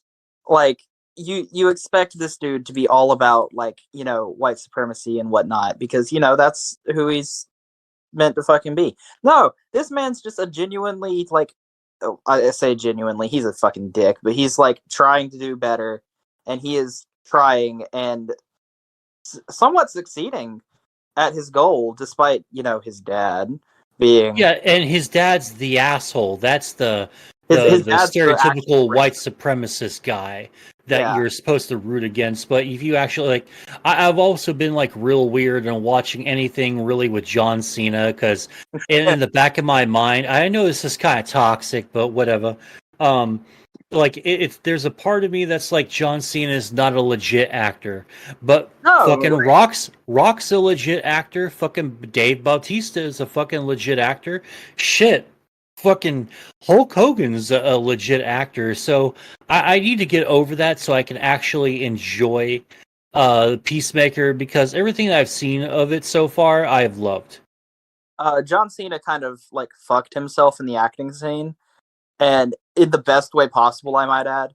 It's How? Fred. Fred? Fred. What's Fred? Oh my god, you've never seen Fred? Holy fucking shit! I'm gonna have to stream something for a second. I'm gonna get my alt account in here. What? Hold on. What's Fred? Fred is a used to be YouTuber. He was one of the like prime YouTubers for the longest time, and shit, am I not in my own? Is my alt account not in my own server? But basically, what he does is Fred is a like parody in and of itself, and it's just hilarious. Oh From God, are you talking about that annoying fucking kid? Oh God, I think I know what you're talking about. Well, what's Fred got to do with John Cena? so Fred got a movie. He got quite Ugh. a few movies, I might add. John Cena played Fred's dad. And it's just like one of those things. He kind of fucked himself, but it was one of the funniest shit that he ever did, in my opinion. I'm gonna pull my alt account in here so I can stream this real quick. Oh God. It's just like, hold on. Okay, it's like one specific scene that just makes this entirety. Fucking hell, YouTube. It's from Fred 2, and if YouTube will load and not give me an ad, I can stream this. Okay, so then now let's this clip right here. Oh Christ. Okay, hold on a second. Let me go ahead and watch your stream, Reno. Oh Christ. Okay. This little bit. Hold on. You don't need that part. Okay. Here's where we get John Cena in the Fred movie. Or the second Fred movie. Because this was fucking hilarious. John Cena! It just immediately goes into like him talking after just being in the fridge, and he just kind of fucked himself with it. Oh, well, There's not too much after that. It's just like Fred is not a movie meant to be watched, really. It's just this YouTuber who got a movie. Christ. Yeah, it was like very much a product of its time. I'm gonna disconnect my alt account now. But like, you see what I mean? He just kind of fucked himself in the acting scene. Well, that was like a long time ago, though, wasn't it? Yeah, that was a long time ago, and he's like making up for it in Peacemaker and shit. And fuck, what's it called? Fuck, what's the new movie he's in? Fast X. Oh God. I'm so He's sick of the trying. fucking Fast and Furious fucking series. Like I've been done with it since the first one. As an avid fan of the Fast and Furious movies, I fucking loved it. I'm not the biggest fan of it anymore, but I was like prime for loving it as a kid. So it does still hold a honest place in my heart for the originals up to like the fifth one. At which point I was just like, you know what, fuck this. This is just bullshit at this point. Well, it got so much. It's got so absurd at the point where they started doing crazy stunts, and then the movies are defined by the stunts, and then the stunts have to get crazier and crazier and crazier. And then the last movie that you had, the one with John Cena, the first was in there. They have fucking dudes going into space in a fucking car, and they managed to land, back on Earth in a car. Like, come on, like, dude, Like, just I give can us, suspend my disbelief only so far. just give us like something. Go back to your original format, which is what I think they're doing currently with the new one. Give us like just racing. Give us like crooks going around stealing shit and like making badass like modded cars, not some government bullshit that we get after like the fourth one. The first couple really good, really fucking amazing, especially, and they keep the spirit of the Fast and Furious franchise like originally. But nowadays they've changed it so much that you can't even call it the spirit of the Fast and Furious franchise anymore. It's just fast. Yeah, I'm just I knew I was gonna like it after I saw Too Fast, Too Furious. Like with the twos, like, okay, get the hell out of here. Hey, I thought that was funny, but if you had to ask what my favorite Fast and Furious movie is, it's got to be Tokyo Drift. Tokyo Drift was pretty good. I saw that in theaters. I really enjoyed it. Yeah, it was like really good. I saw it in theaters, had it on DVD, had it on streaming for the longest time, and it was just like really good. It's still one of my top movies, despite everybody hating on it, and kind of instilled a love for like Japanese culture, even though we don't get too much into it. But like, it kind of instilled a love for that. for me at least. It's redneck in Japan. Fish, your Redneck in classic Japan. classic Give us fish out of water thing, but with just I don't know. It's silly. It's a It's movie, like and redneck meets weebs. mm-hmm, That should be a movie. That should be a movie. The redneck and the weebs. mm-hmm. God damn it. Oh god. I might review Tokyo Drift at one point. I'm not going to review the entirety of the Fast and Furious franchise. I have no interest in doing that, but I might do the first couple if I ever get around to them. But I'm definitely doing them out of order. Yeah, I would say just like review the ones that you actually legit enjoy, and just like go from there. But don't worry about like watching the entirety of them, because you're Yeah. going to get burned out, and you're going to go, well, Fast 5 was just like Fast 3, but Fast 3 is like Fast 7, and Fast 4 is like Fast 1, except with more cars, and you're No, just going Fast to, and then you're 4 going is to, like, trash. what? Fast 4 is fucking trash. Which one is that? Is that the one with the first Rock appearance? No, that the first one with the Rock in it is Fast 3, I think. No, that's Tokyo Drift. Hold on. Which one am I thinking of? God, The Rock, like, God bless his heart, he's a good actor now, but it took him a little while to get there. Yeah, fuck. Give me the cast of this movie. Because he is not a good actor in the Fast movies. No, he's not. Fast and Furious, literally just call it Fast and Furious, that's the fourth one. Had, can I stop getting ads, please? No, you will never stop getting ads. It's just constantly in your face. It's just blocking my fucking view. Yeah, this one had The Rock in it. I don't remember which one he showed up in first. But fucking Fast and Furious, whatever this one was. I had the wrong movie. I think. Yeah, I had the wrong movie. Fast 4 is decent. It's not the worst thing ever. It's not the best thing.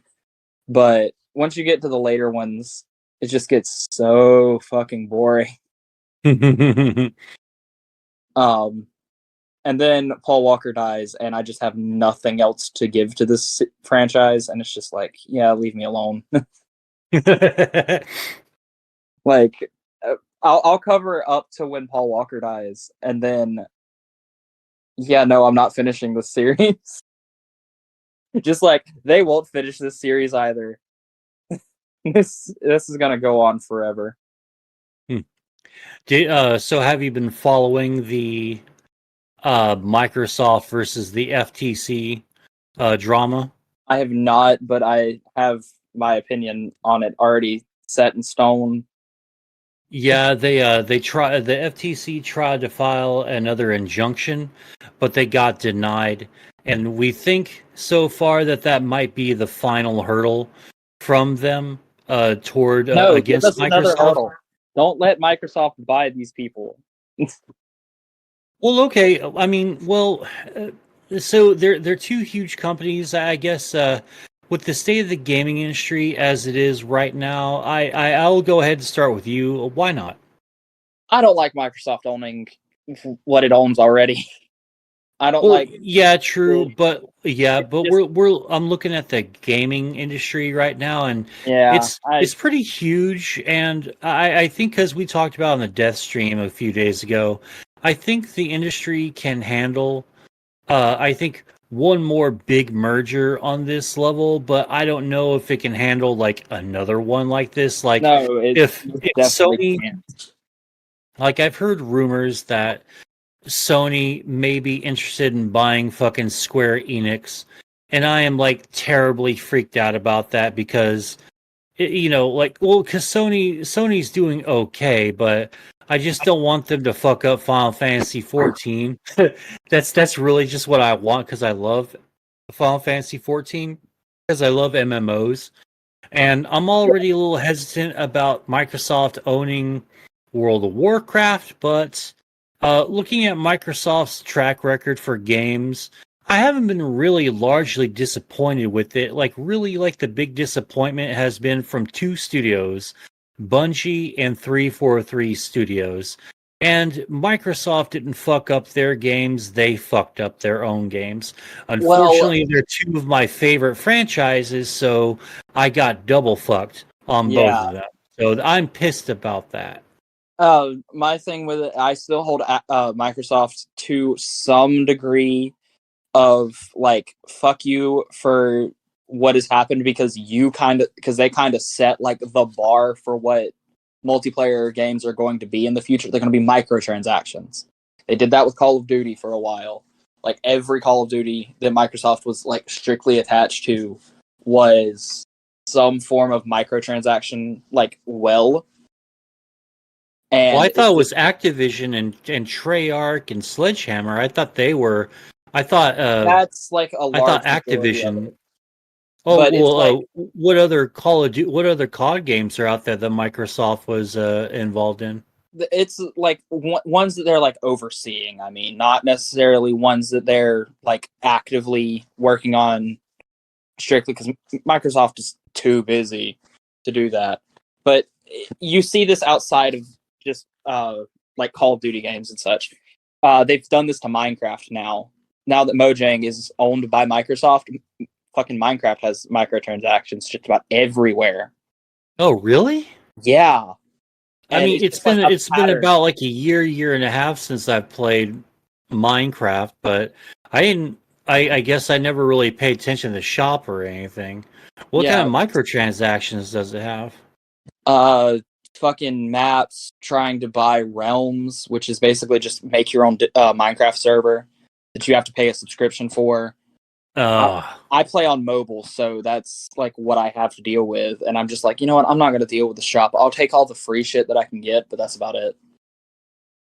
oh, And okay. it's like, I guess it must be different on mobile because I'm primarily console and PC based when it comes to like games and stuff. I, So I never really noticed that. But then again, I'm not like the biggest Minecraft fan anyway. Even though I have Minecraft and I'll play it occasionally, I just never got around to it.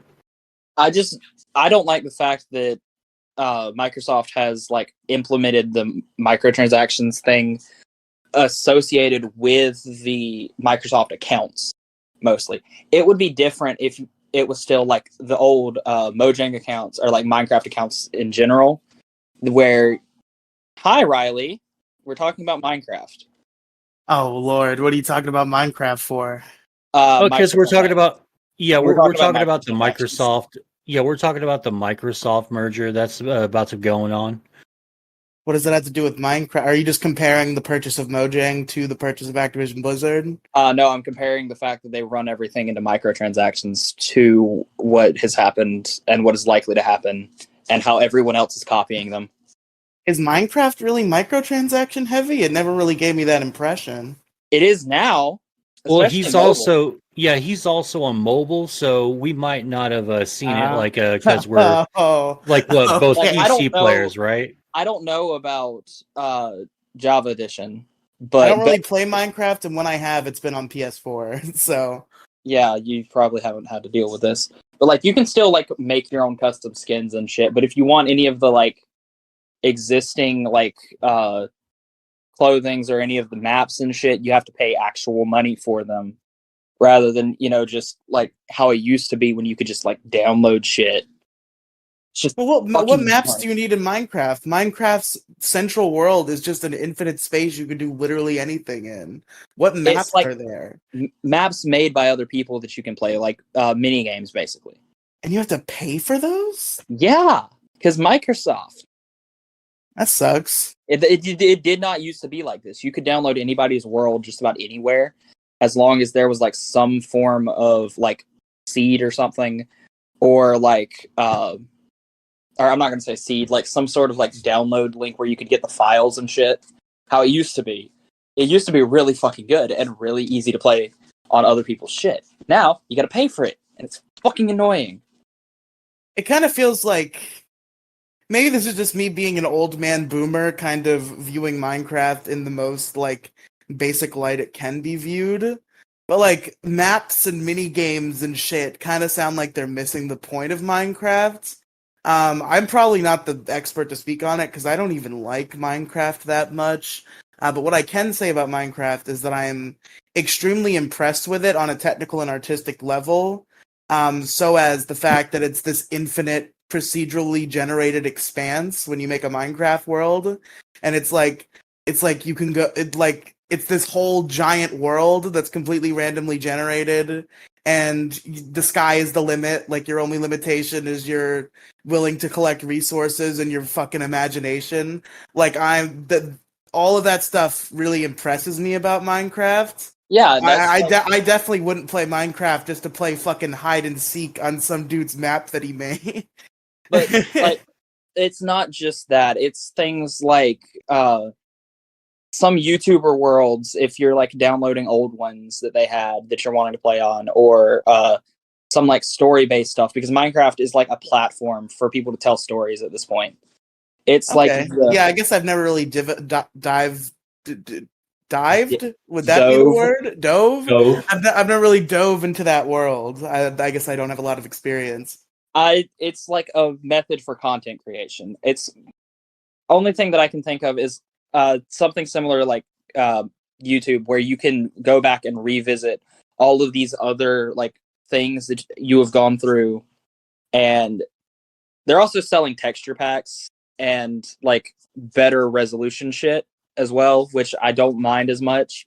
But like not being able to play on worlds that other people have made like reliably without having some form of microtransaction having to go through, it's just a fucking pain in the ass. Yeah, that's pretty lame. How much does Pocket Edition cost, like up front? What's the upfront payment? for the game? $7. Okay. It's a fucking expensive mobile game. Which It I seems don't like you got to pick one, right? Like it seems Yeah, like exactly. you can't charge for a game and also do have aggressive microtransactions. microtransactions. As Unless far it's as like 99¢. And it's because like that's the thing about Microsoft. that's the thing about mobile, right? Is like at least as far as I haven't really been into mobile gaming for many years now. Like I've dipped my toes into. I have mobile devices. I've played mobile games, but it has not been a gaming platform I spend any significant amount of time on for a while now. But it always seemed like it was pretty cut and dry that how mobile games worked were the free ones were the ones that were riddled with microtransactions.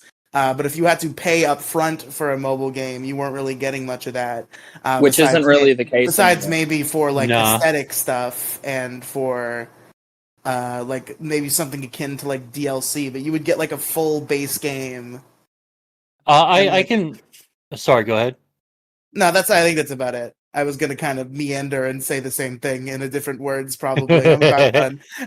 With Um, Minecraft, you can still like go through and build worlds for the basic $6 thing, but you can't really do too much else, if that makes sense. You have like your basic controls, like you can make worlds like super flat, change all of the settings and whatnot.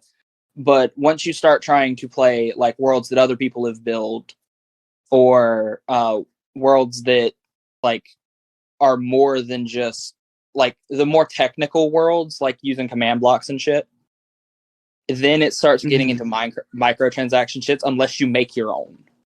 Okay. So well, it yeah, is, that kind of sucks. That's kind of it's lame. sort of DLC, but it's not really DLC because literally If it's community created, right? Or is it Mojang created? it's a These mixed maps. bag. And you have to buy the ones that are community created? Like some fucking companies will like pay to have like worlds dedicated to their shit in it, which Mhm. I'd understand that. But then you have ones that are made by like people in the Minecraft community that are like getting fuck ton money for this just because they're popular enough for everyone to want their shit. Bro, you Oh, are like wonderful. perfectly echoing, just like I can hear everything I say back. Not right now, but just before I was. Sorry. But yeah, that sucks. That's definitely lame. It's kind of what gets me fucking mad at Microsoft owning everything. That's my big thing is like quit with the microtransactions. Like, Well, don't buy. it's not like most Blizzard games don't already have microtransactions. I Like, know, but Yeah, but you can ignore them though. Like that's the thing that really pisses me off is everyone's like, "Well, World of Warcraft shop." Like, dude, don't go to the fucking shop. There's absolutely nothing that you have to have from the shop, right? Like, you don't have to get, the WoW token, and you don't really. That's just it. Like, you don't have to get the WoW token. There's nothing else really that you really need from there. You just play the fucking game, right? So it bothers me when people try to throw the Blizzard shops for the games in your face. Like for example, Diablo 4 just came out a month ago, and they do have a shop. However, there's nothing in the shop that like you need, so you could just like forego the shop and just play the game. you can technically do that with things like Minecraft, but it's just like as soon as you want to place like someone else's world or have a reliable section where you can connect to shit without having like one person online connected to the world who owns the world every fucking hour of the day, because you can still technically play LAN shit, but it's like you can't access the world any other time unless you're the owner of the world. Like you got to pay for fucking Realms, which is just owning a server. Yeah, I got really lucky every time that I've ever played it. It's been friends who have like rented out private servers, and so they've always had access to everything that had to do with Minecraft. So I never really had that problem, I guess. Yeah, it's just not having your own server or not having Realms because it's a waste of fucking money and just another subscription. It's just not worth it.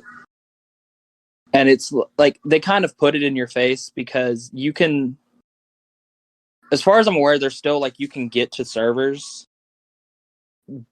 but some of them are paid, some of them aren't. It's weird.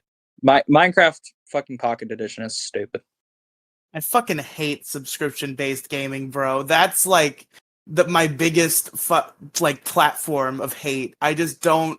It makes my blood fucking curdle and boil to think about fucking subscription-based gaming and how we're getting more and more to that being just the reality of life, and it I, makes me want to vomit. I don't have a problem with that with MMOs, like because like I kind of get it. Like games shut like the fuck up! no Come fuck on. you, no fuck y'all. Okay, I'm There's gonna change the topic hold on a because sec. it's just No, no, gonna no. Let me go ahead and just say Why are this, you right? changing the topic? We're having a conversation here. Hold on. Let me just go ahead and finish at least this. okay. Games as huge as Final Fantasy 14 and World of Warcraft, for example, I understand the model itself isn't sustainable at $160 the for it hold. Let me once. finish. Let me finish. Okay. It's not sustainable at the one and done purchase and just be done with everything because now you have like hundreds of thousands of people on your fucking servers. Like I'm fine with, chipping in a little bit for the cost of the servers and stuff, and in exchange I get a fucking awesome game and an expansion every couple of years. I don't mind that. I have a problem with like non-MMO games being subscription based because, well, it's sort of not the point of a single player game or like a non-MMO game to be subscription based because there's only so far it's going to go. Like imagine paying a subscription for Diablo 4, for instance. I would have never played the game because I'm not paying $14 a month to play Diablo. Yeah, that would be silly. Yeah, so with MMOs and huge games like that, I get that and I'm fine with it. That gets a pass, but if it doesn't fall within the parameters of logical and reasonable, I wouldn't support that. So I'm only for subscription-based gaming to a point, not in the overall thing. Like for example, some people would say that Battle Pass stuff is like a subscription-based model, right? And It that is really kind of it kind of is true, As long but as you all can the stuff in also Battle Pass is entirely cosmetic, like as long as it doesn't give you any yeah. advantages, then I don't think it takes away from the free game experience. Like I think games like Fortnite and games in that sphere do succeed in being fulfilling products, even if you don't spend a dime on them. Because stuff like the totally, Battle Pass is fully cosmetic and just gives people the option to purchase it for extra goodies. But the game itself, the base video game, and all that it has to offer, in terms of actual gameplay, are available to you for no charge. Real quick, one of the like problems with the Fortnite model is strictly when other people try and copy it and then change it so that it's no longer just like free cosmetic shit that you can get, or like just cosmetic shit you can get. Things like Call of Duty have changed it, so the only way you can get some new weapons is to get them from the fucking battle pass, and it's a problem. That's disgusting. That's fucking late. And when the weapons fucking suck, that's even worse because you grinded your ass off to get the fucking COD points to at least see, advance into your fucking battle pass tier to get that weapon. And like so far, I think I've had like 1-2 good weapons out of the trove of bullshit terrible weapons out of the entire out of all the game passes. Man, it fucking sucks. What's funny to me is I'm still gonna wreck most people at COD with a fucking crossbow and be perfectly happy. Get out of here! Get out of here, fucking bragging crossbow ass. I love Sticks and Stones on Cold War and Black Ops 2. The party games on those two games are so much fucking fun. Same thing with Ghosts too. Fucking men, like especially like I grew up in the era of Black Ops 2 specifically. Nice.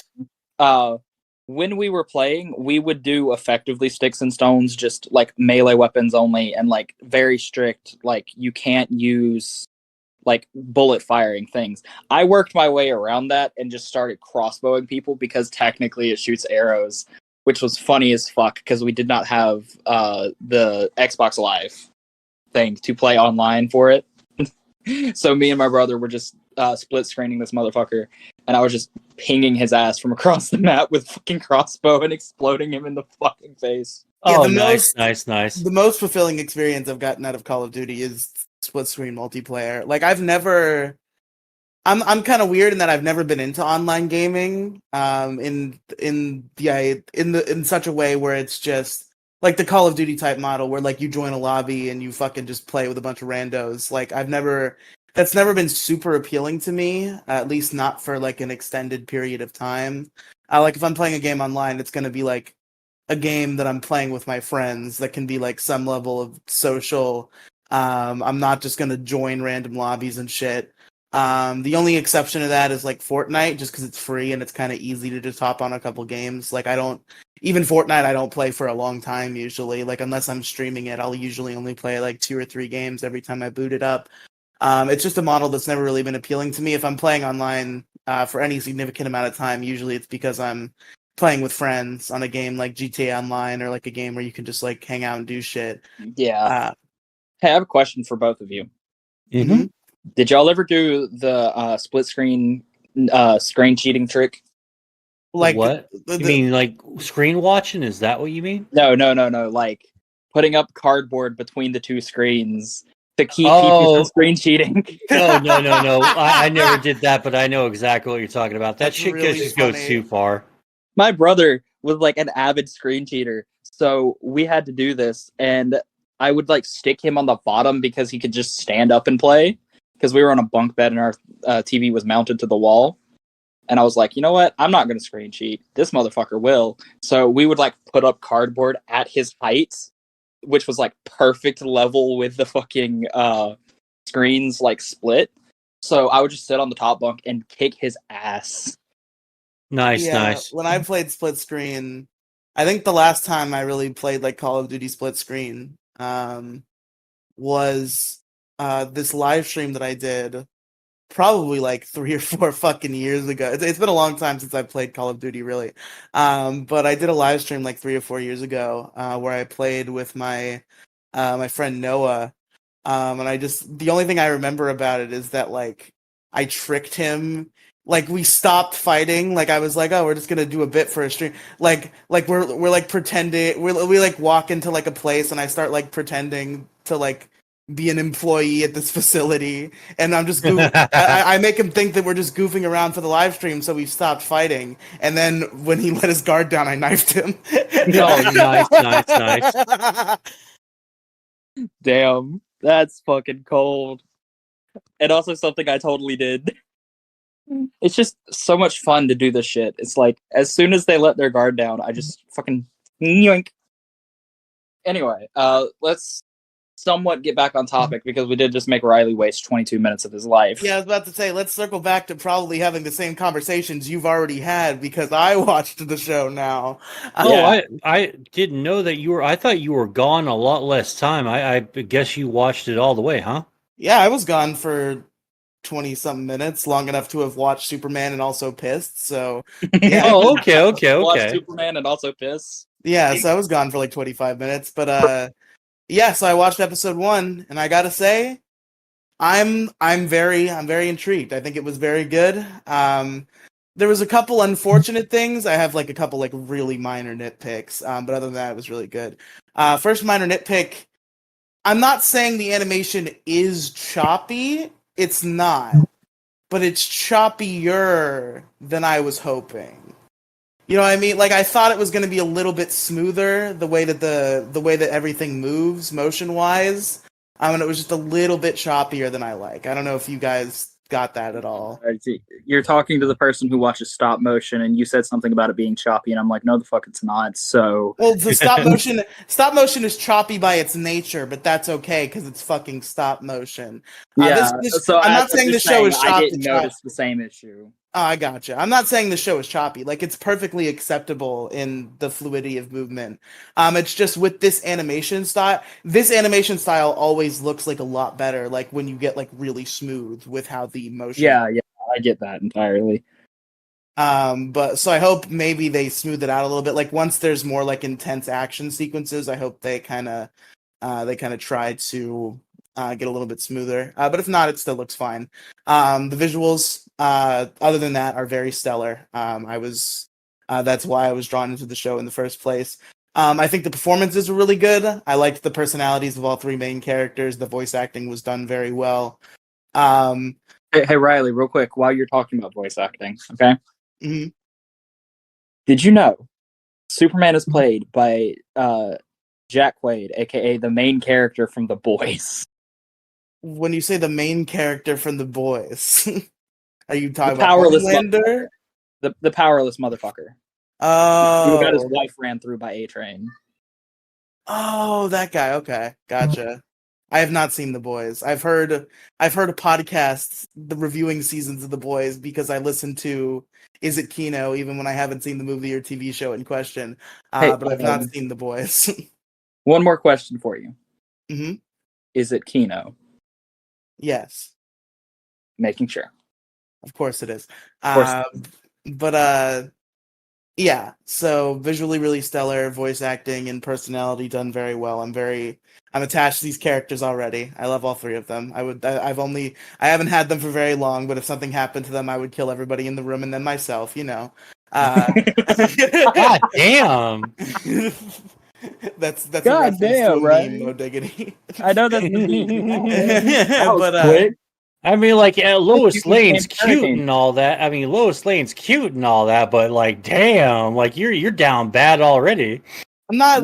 First of all, yes, I am down bad for Lois Lane. Down bad for Jimmy Olsen. Jimmy's funny. Jimmy's probably my least favorite of the three, though. But I like him. I think he's my favorite. I think he's my favorite out of the three so far. Because I like cryptozoology and all that. I don't necessarily believe it, but I do thoroughly enjoy it. And he's into aliens and monsters and shit, and he wants to be a conspiracy theorist, busting open the big stories about that stuff. Like, dude, I'm super all in for it, man. I'm all in for it for the reasons that I said earlier. For those that have listened to this far, it's not Guardian. I'm into Jimmy Olsen because he's not Guardian. Yeah, trust me. I'm all in for him too. Like, because I'm all in for all three of them. I think it's a really solid trio. All three of them are portrayed very well. One thing I find kind of unfortunate is I had this was an assumption, so I shouldn't be surprised that I was proven wrong. But I think it's unfortunate that I was proven wrong. I thought the bit was going to be because like with superheroes like Superman, it's always like, why do you need the origin story? Like that's why like Spider-Man Homecoming was so refreshing as a Spider-Man movie, because they didn't give a shit about the origin story. It's like, yeah, he's Spider-Man. He now watch the Spider-Man movie. Like we all know what Spider-Man is. And I was hoping and I was thinking that this show, the bit would be that he was already Superman. And that his roommate didn't know that, and that Lois Lane doesn't know that, but he was already Superman. And throughout most of the episode, I assumed that was the case because there was nothing that necessarily disproved it. But then there was like when he put on the like fake costume with like the hoodie, I was like, oh, so he's not Superman yet. Damn. Yeah. Well, no, I mean, like, I was worried that they're going to do like the usual origin story. You know, he came from Krypton, now he's in Kansas, and then we're going to spend like an episode or two like doing that usual origin story stuff. But we skipped ahead immediately before he's Superman, and now he's doing the Daily Planet stuff. And I'm super into that, and I'm really happy that we're getting that. And it's supposed, isn't it based off of a comic anyway? I mean, this is sort of essentially like what Superman Year version. One, Yeah, this is basically Superman's version of Year One, which and I find I'm super hilarious. into that. I'm also super into that. Yeah. I knew he wasn't going to be Superman from the start, mostly because of the magical girl trope. I knew they were going to at least have like an episode or so before he actually got into being Superman, because of the fact that we've seen the magical girl transformation that Superman has, and I saw it before watching the show. Well, it's not really a magical girl transformation. It's like he just like gets a flash of power. No, he gets like the suit and everything in the one that I saw. Oh, well, maybe that's in a later episode. Thanks for the spoilers, Crow Royalty. Motherfucker, I saw this like weeks in advance. I saw this in part of the trailer. That doesn't mean that I saw it. Crow Royalty. Riley, quit getting mad over spoilers that were spoiled from the trailer. You sound like Jack. This is why some people don't watch trailers, Crow, because they do spoil things that you don't want spoiled. It's not even like that big of a deal. We already got like. Yeah, I'm doing that thing again. I'm doing that thing that I do again, where I argue with people about things that I actually give literally zero fucks about just to fuck with them. And you know for a fact that Superman's going to get his fucking suit anyway because it's fucking Superman.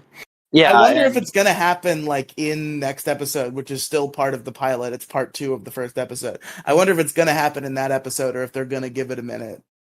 I hope that they give it a minute so that we get like more like Superman just wearing whatever the fuck.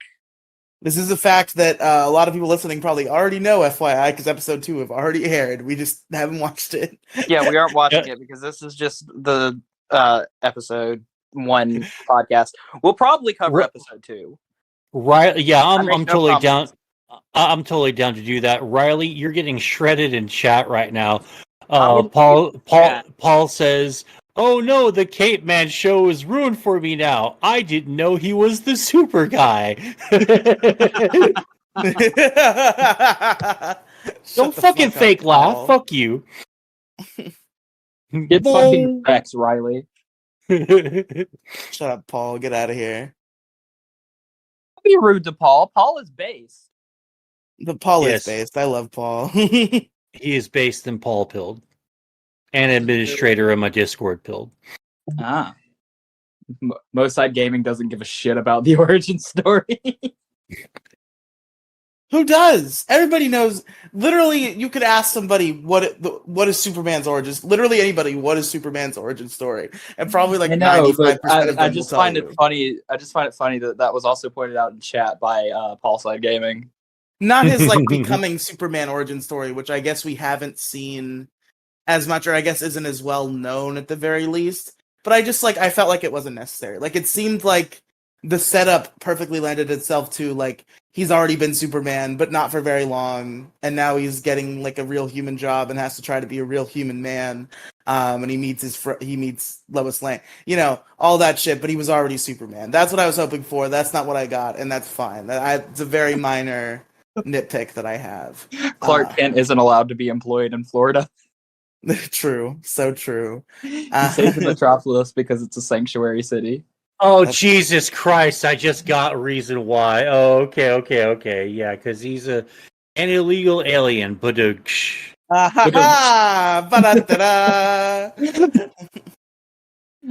just thought that was really funny. And I'm sorry if I stole that reading from you. No. Please read away. I'm always doing the read. I love reading chats, especially when things are getting streamed. It's just funny as all get out to read the chats alongside as they're getting posted. As like a viewer of the stream, even if I'm on it, I'll still open it up on a different page. That phrase makes me like cry in aggressive Southern. Like I can't. It's funny because cries in aggressive Southern. You were the first person I've ever heard say it, but then I heard somebody else say it. At all get out. You were the first person I heard say that phrase, and I was like, "What the fuck is Crow Royalty saying to me?" And then at work, one of my fucking supervisors said it, and I was like, "Wait, this is a thing? This isn't just a Crowism?" All get out. Yeah. So I guess it's just like a Southern thing because that's what it sounded like immediately. Yeah. So I clocked that, but I was like, "Is that just like a weird thing Crow says?" Maybe, but then I heard my supervisor say it like a week later. It's funny how that works. Oh no! It's funny how that works. What the fuck? What? People in Ohio call forklifts tow motors, according to Paulside Gaming. I don't believe that. I believe that might be a classic Paul goof. Wait, if I had to guess. Is that like serious, Paul, or are you like fucking with me? Paul will never admit. A magician never reveals his secrets, Crow Royalty. Okay, I worked with a guy from Ohio that sounded like Cleveland Brown, and he called it a tow motor. My name is Cleveland Brown, and I am proud to be right back in my hometown with my new family. No, it's serious. The predominant brand of forklifts in that region is tow motor. Why don't they just have cats? Like a normal person. Oh, it's like how weirdos in the South call literally any soda a Coke. Okay. Yeah, it's like that. It's like how everything is Velcro. What? Yeah, Velcro is a brand. What? Yeah. Yeah, or Kleenex or Band-Aid or etc. Like, why has No Diggity been muted for like 5 minutes? Because we've been talking to his stream. But like, hold on, I'm gonna search up what Velcro is actually called. Sticky. Velcro is actually called hook and loop fasteners. Oh. Well then. Velcro is the brand. I find it really dumb you didn't know this. What? Like, what do you mean? Not that it's called hook and loop fasteners. I mean that Velcro isn't just a brand name. Yeah, why am I supposed to know this shit? Because it's one of the stupidest things in history. Hey Riley, you want to go get some hook and loop fastener shoes? Hell yeah, bro. Hell yeah, bro. Let's go. Let's go. Hey Mo, you there? Is he still on camera? I can't tell. His stream's not loading. Oh, did he die? I don't know. Did Mo die? Is stream dead? I'm reloading the stream to see if I can get it to work. No, he's not. He's not there anymore. He walked away. Oh. Velcro makes a damn fine hook and loop fastener. I tell you what. Yes, Paul. Yes. Oh wait, but I've always preferred an old-fashioned strip fast. Based. Paul side gaming based. Oh my god. Epic Paul side gaming. Paul moment. Someday, Mo Diggity will return. Mo went to make. Paul has let me know via Discord and DM that Mo went to quote make toilet or something.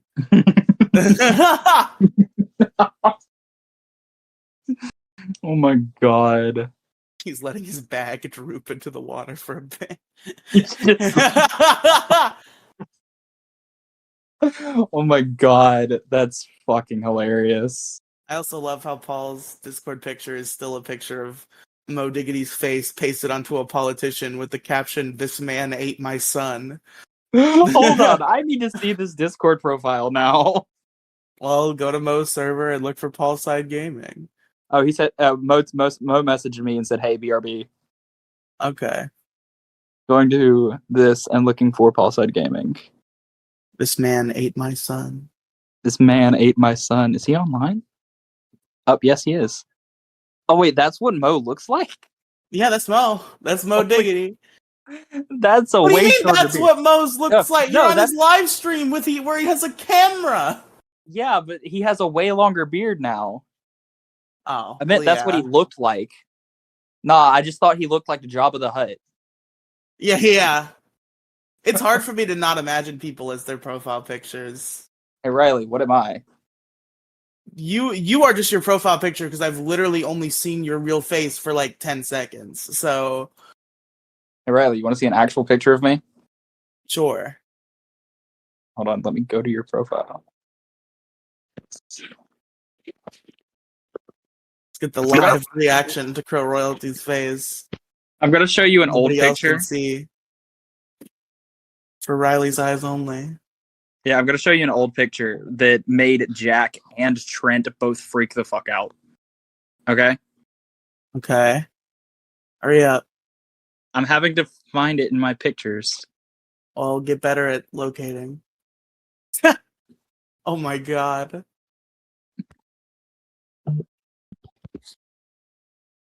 Can't hear you anymore. Fuck. Why? Hello? Okay, I can hear you now. No. What's your opinion? What the fuck, man?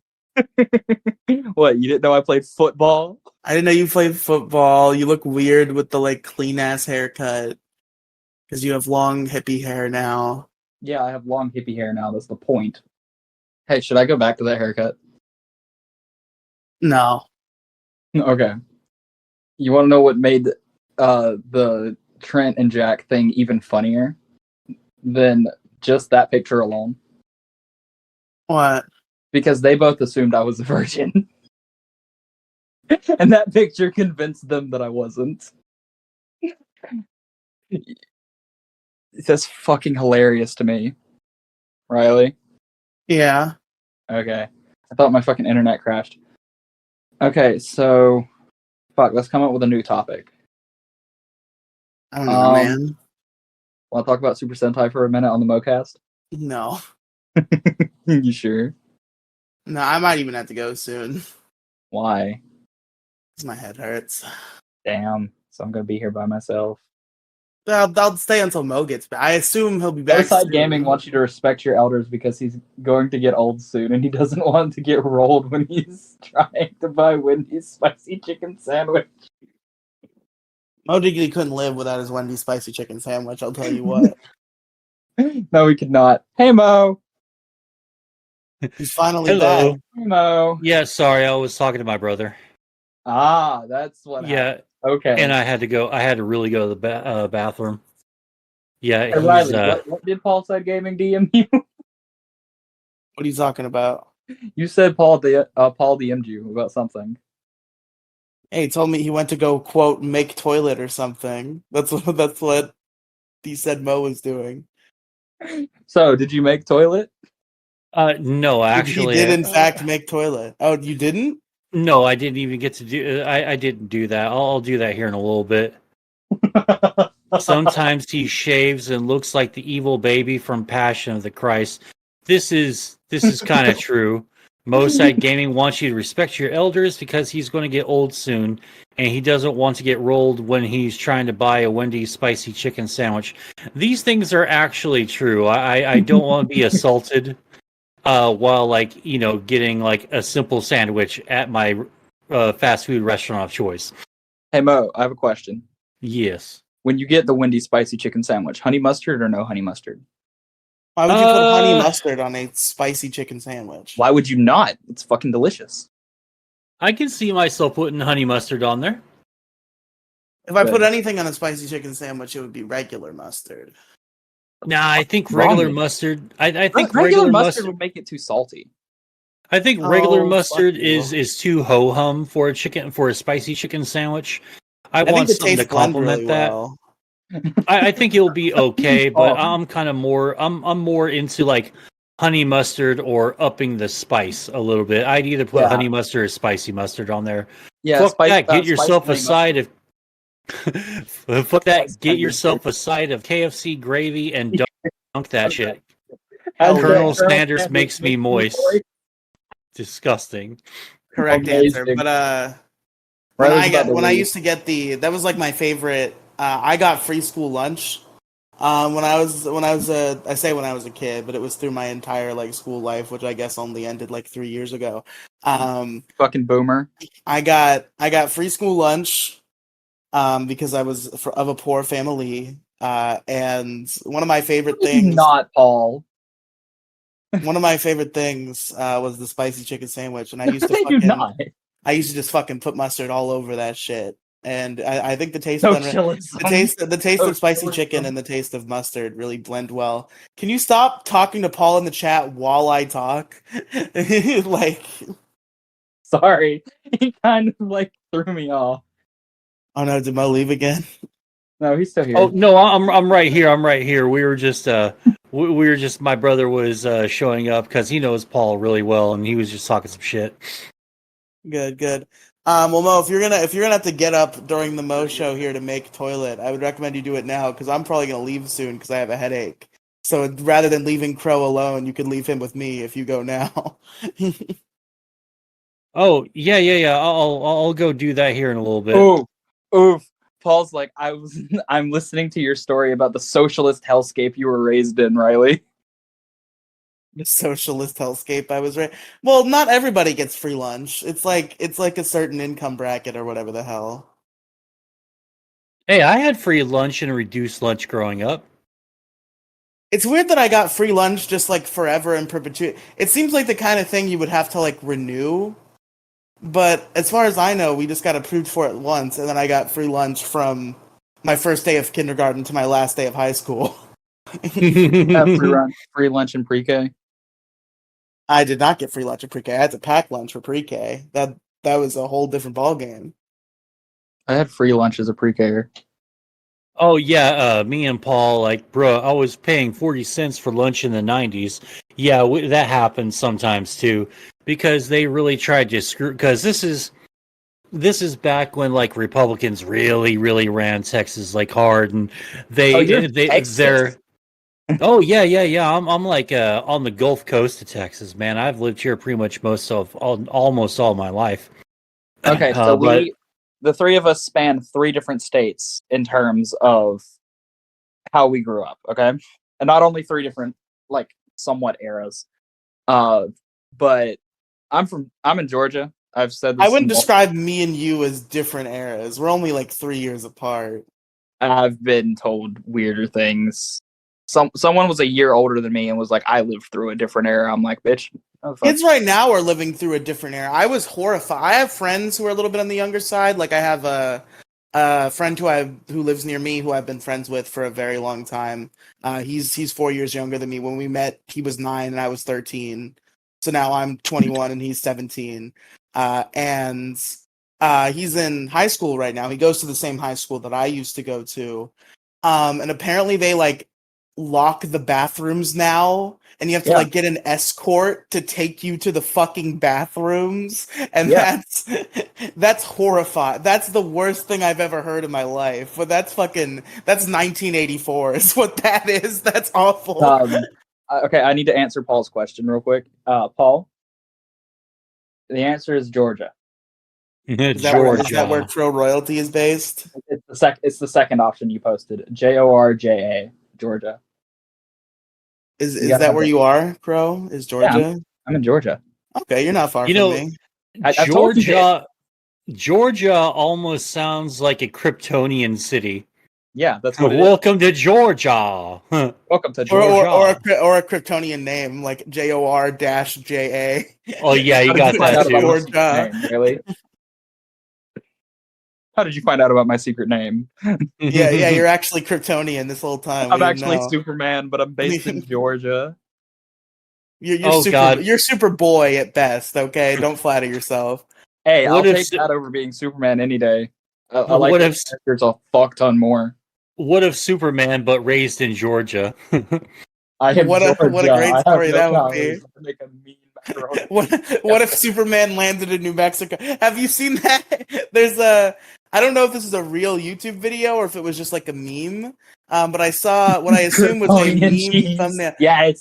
I saw what I assume was a meme thumbnail. It said, "What if Goku landed in New Mexico?" And it was just Goku in a tuxedo with like Breaking Bad characters. I guess Oh my implying God. that Goku landed in New Mexico and is now part of the Breaking Bad universe. Hey. What if Goku landed in Mexico?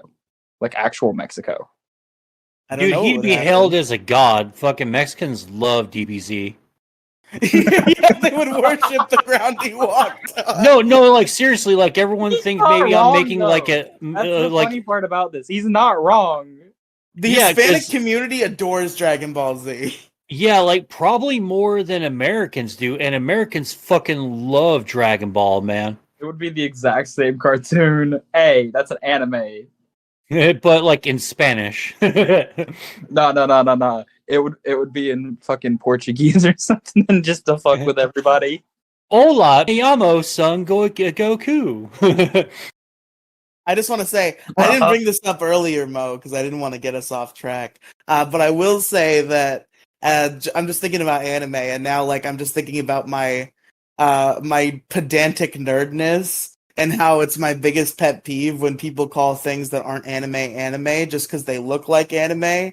For example, Mo Diggity calling this Superman show an anime. It is not. It is produced in No, America. it is. No, it is. It is Superman, but anime.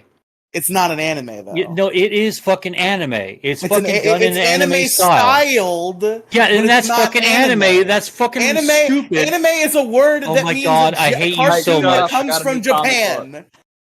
I It has hate to you come so from much. Japan Shut to up! I be got an a new anime. comic book. I don't care about your new comic. Stop trying to stop us from arguing. I'm Stop arguing it. over something really fucking stupid. That's what I'm stopping you from doing. Paul is like Goku, but in Mexico, Vahita. Vahida. Okay, so I'm going to talk about this because I've been kind of wanting to bring it up. I know I somewhat talked about this at one point with someone. I don't remember who I talked about it to. But my favorite comic from Spider-Man ever is the Renew Your Vows storyline. I I've now have never the read first that one. book of it. I now have the first book of Renew Your Vows. That's Like- like about Peter and Mary Jane's marriage, right? Sort of. It's about the kid.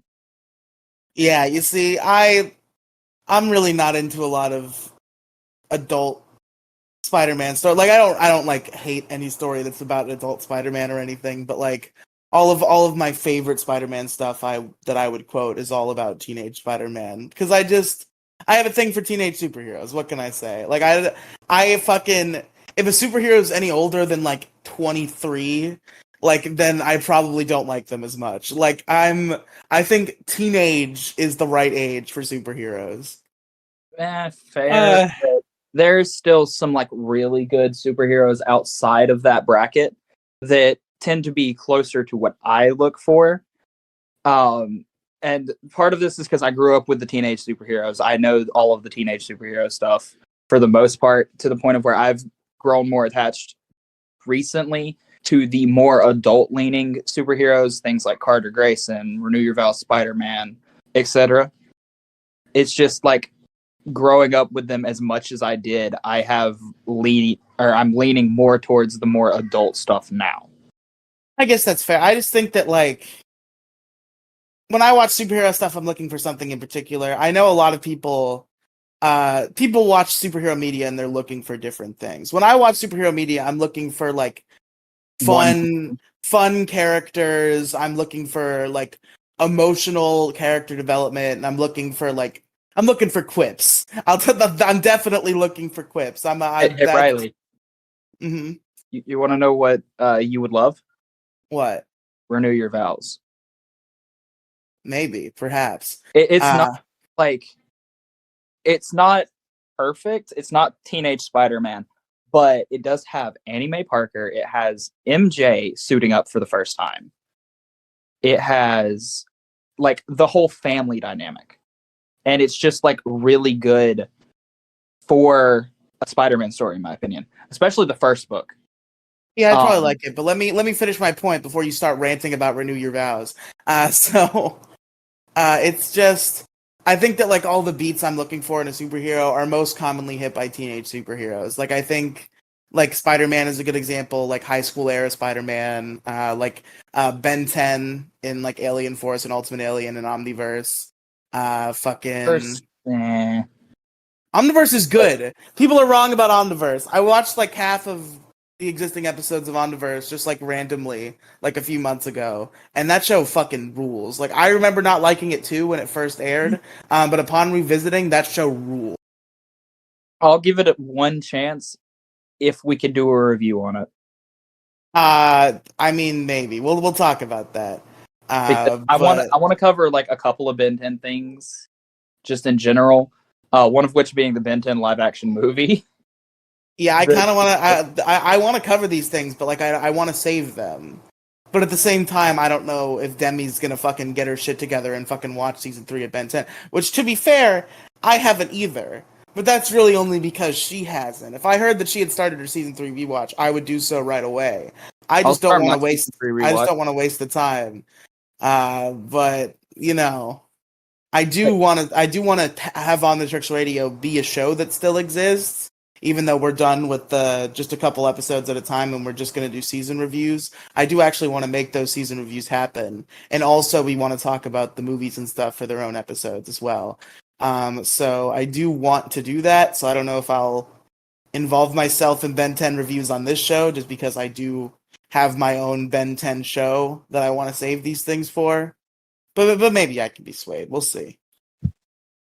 All right. So, like, to contribute to the conversation, as fun as the teenage Spider-Man can be, it's all about like early 20s Peter Parker for me. You know, like Maximum Carnage. You know, all the OG like 90s Spider-Man stuff. I really enjoy that a lot more. Like, because like teenage stuff is kind of fun, but like at some point in time, you've got to see them, like actually like grow up and like kick a little bit more adult ass. Because at some point in time, like a 16-year-old being able to beat up a 40-year-old with metal fucking tentacle arms is a little bit unbelievable, even though they have like superpowers, and it gets a little bit goofy. But they have superpowers. Why is that unbelievable? I don't know. It's still a little goofy, but I can believe it more as an adult.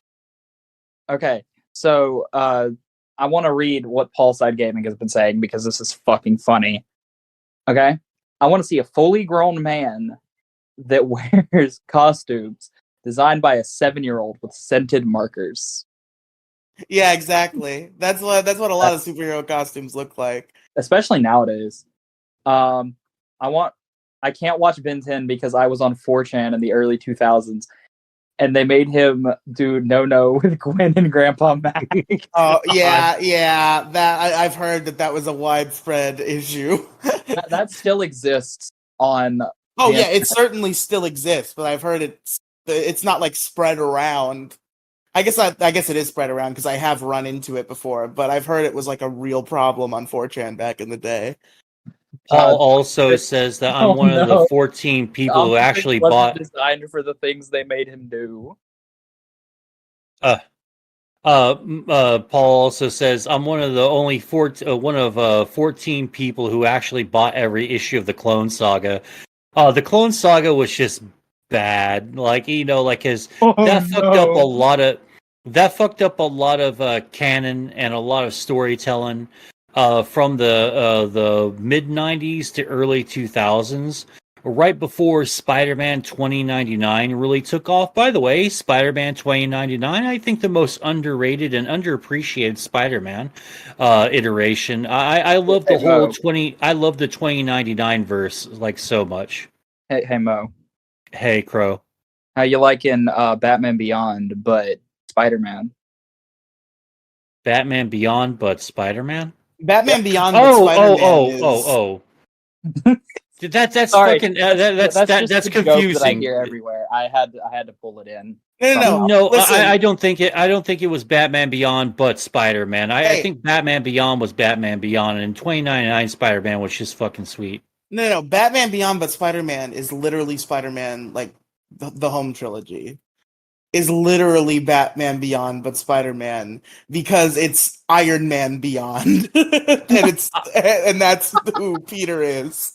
I don't think I ever Okay, read the fair, X-Men 2099 one though. Like I think I've read one or two issues, but like I love the Punisher 2099, Spider-Man 2099.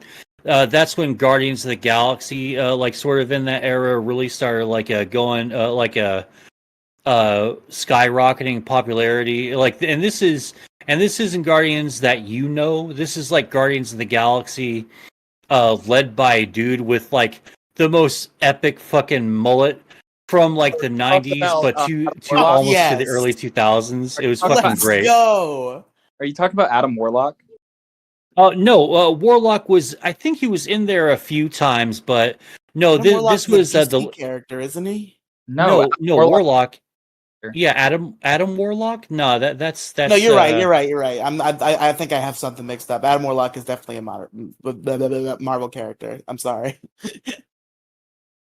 Warlock was the original Orange Man. Yes, he was, Paul. Yes, he was. Is that Orange Man also bad, or is he a good Orange Man? No, I actually liked. I think it was Adam Warlock and the. Oh fuck! What was the name of the comic? It was like the Guardians of the Infinite or the Infinity Crusaders or something like that. He had a whole really good comic line with Gamora, Gamora, Drax, and I forgot the fucking the other one Mantis. that was with the no, not Mantis. Groot. I don't know if Mantis was in there. No, Groot wasn't in there Rocket. either. That was all. Fucking shut up! So I'm fucking like you're like confusing me. I'm trying to finish my sentence and not forget what I was talking about, Superman. and also Superman, Batman. You know, fucking Wonder I'm Woman. Guardians of the Galaxy trying to members. figure out who you're talking about. Yeah, I forgot what his fucking name was, but he's like a half goat man. What the fuck were they called? He's like a mythological What the creature. fuck? Satyr? What? He's a satyr. Oh, is that him? Yeah, that's more or less SATYR. him. Yeah. That's the mythological term. I only know this because of Percy Jackson. Ew. Riley, quit bitching and watch the movie. I'm not. I will never consume Percy Jackson media. Then that is my promise to the world. Hey Mo, want to watch the first two Percy Jackson movies that came out a while back and cover them on my show? Oh, nah, I'm not into it really. Let's go! Hey, they're okay. Why the fuck is my stream just fucking disconnected, man? I Oh, don't know. Oh god, I really hate my fucking internet, man. It's just like gotten bad like the last like couple of months. The reason I ask is because I want someone to laugh at how bad they are with me. Are they that it's bad? it's okay. They are terrible. pretty bad. I mean, they're not the it's not the worst stuff, but like it can get pretty bad. I think the my disconnection is I also think the books are stupid, so I guess I just never realized that the movies were significantly stupider. So Riley, yes, I need you to read a book. I am reading a book. I bought 8 books for $40. I literally I have just another book I need you to read. I'm not reading Percy Jackson. No, I need you to read The Son of Neptune. Perhaps I'll consider that, but I did. I'm gonna be a book guy now. I've decided. I've been thinking about it for a long time, and then Alex, my friend Alex, bought me "Men Are Better Than Women" by Dick Masterson, and I decided that was going to be like the opening of the floodgates, and I was going to start reading books. So I went on thriftbooks.com. God, Riley. Not sponsored, and they sell. They have like a huge selection, and they sell books for like really cheap. So I bought like a bunch of books on there. I bought a couple of novels by an author I know who wrote the Testing trilogy, which is probably my favorite book series. Nobody's ever heard of it, but it's pretty good. And I bought a couple of books by her. I bought a couple books on Jason's recommendation. Some I can't even remember the name. Bukowski was the name of the author. I think he's famous in some way. He's like a comedic writer. I got one of his books, and I got a book by Raymond Carver, also on Jason's recommendation. I also bought a couple of internet books, and I will say, I will preface this with, I don't think the authors make any money. Hold on just a sales. second. Oh my Hold on fucking just a God. second. What a silly thing did Paul say now that you just have to highlight? While Riley was chatted with his pals, the wily Moside Gaming was playing click to dress or click to undress art JRPGs. Yeah, that's what Mo is doing secretly. He doesn't want us to know. Hey Mo, how's that JRPG going? Oh, it's just Are going you fucking clicking the fantastic. undress? Are you looking at the anime girls that are definitely over the age of 18? Oh God, gross. But Mo trying to hide the chat. thanks for interrupting me, Krona. I don't remember what I was saying. What was I saying? Oh, Books. I don't know. Books. Yeah, stop Oh. fucking interrupting me then, Crow Royalty. Fucking. I was just kind of getting bored. I wanted to talk about No, Paul. I will preface this with I believe the author does not make any money from thriftbooks.com sales. I did purchase Alphabet of Manliness, if only because I wanted to read it and I would have pirated it, but I don't like reading digital. I like to have a book in my hand. So I did buy Alphabet of Manliness. I also bought Toys for Cheap by Asterios Kokonos. And but you got that on official sources, so you can support him officially, right? Well, I've given him $2 a month on Patreon for like 2 years now. I also bought his book on Thrift Books. I'm so sorry. Oh, Asterios. okay. But Hey, Riley, can we you talk should- about the Dick Masterson book? what'd you say? The Dick Masterson book? Well, Alex bought it on Amazon, so I'm pretty sure Dick does get paid for that. If I had bought it on Thrift Books, he wouldn't have, but he did. He did get paid for my copy of Alphabet of Manliness, I assume. Not Alphabet of Manliness. Men Are Better Than Women. But I also bought just randomly. I needed to find like one more book because Thrift Books has like these certain books that they have in like their deal section, and if you buy like a certain amount of them, you get like a certain percentage off of the price of all of them. And it was like, get one more deal book to get more discounts. So I was like, okay, let me look through the deal category. And I found some book. I don't even remember what the author's name was, but I was just like, I want to read like something funny. So I just went to like the satire book category. And there was a book, I believe it was called Company, something like that. And apparently the premise is about like, it's about a guy who works at a company, but like nobody knows like what the company sells, and like everybody, it's just like this weird like satire about like business, I assume.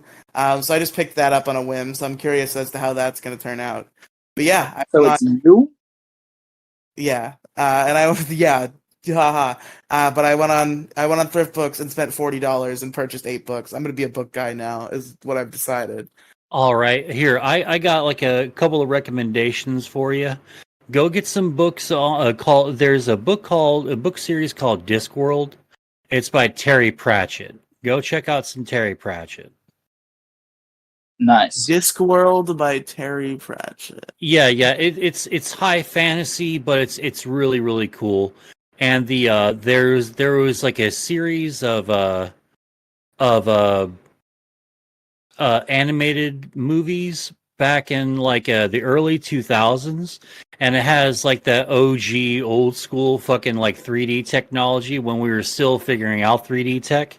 And it's got the guy who plays fucking Saruman, Christopher Lee, who plays the voice of Death. And it's really really cool. Paul is saying anything by William Gibson. I'm also going to give recommendation. I also bought War of the Worlds, FYI. That's the one I forgot. Oh fuck yeah, good choice, good choice. That was Kathy's recommendation. So What my was the one that Paul recommendation- said? William who? Yeah, William Gibson, and if you want to get really fucked up, anything by Hubert Selby Jr. Okay, so I'm going to give mine. Anything by Rick Riordan. How is that spelled? Who, me? Yes. R-I-C-K.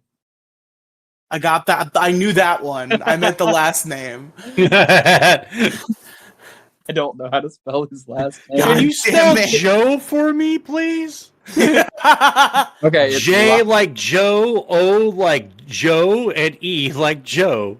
Joe. R like Rick. You don't need to phonetic it for me. I think I can figure it out. I like Ick. Or keep going.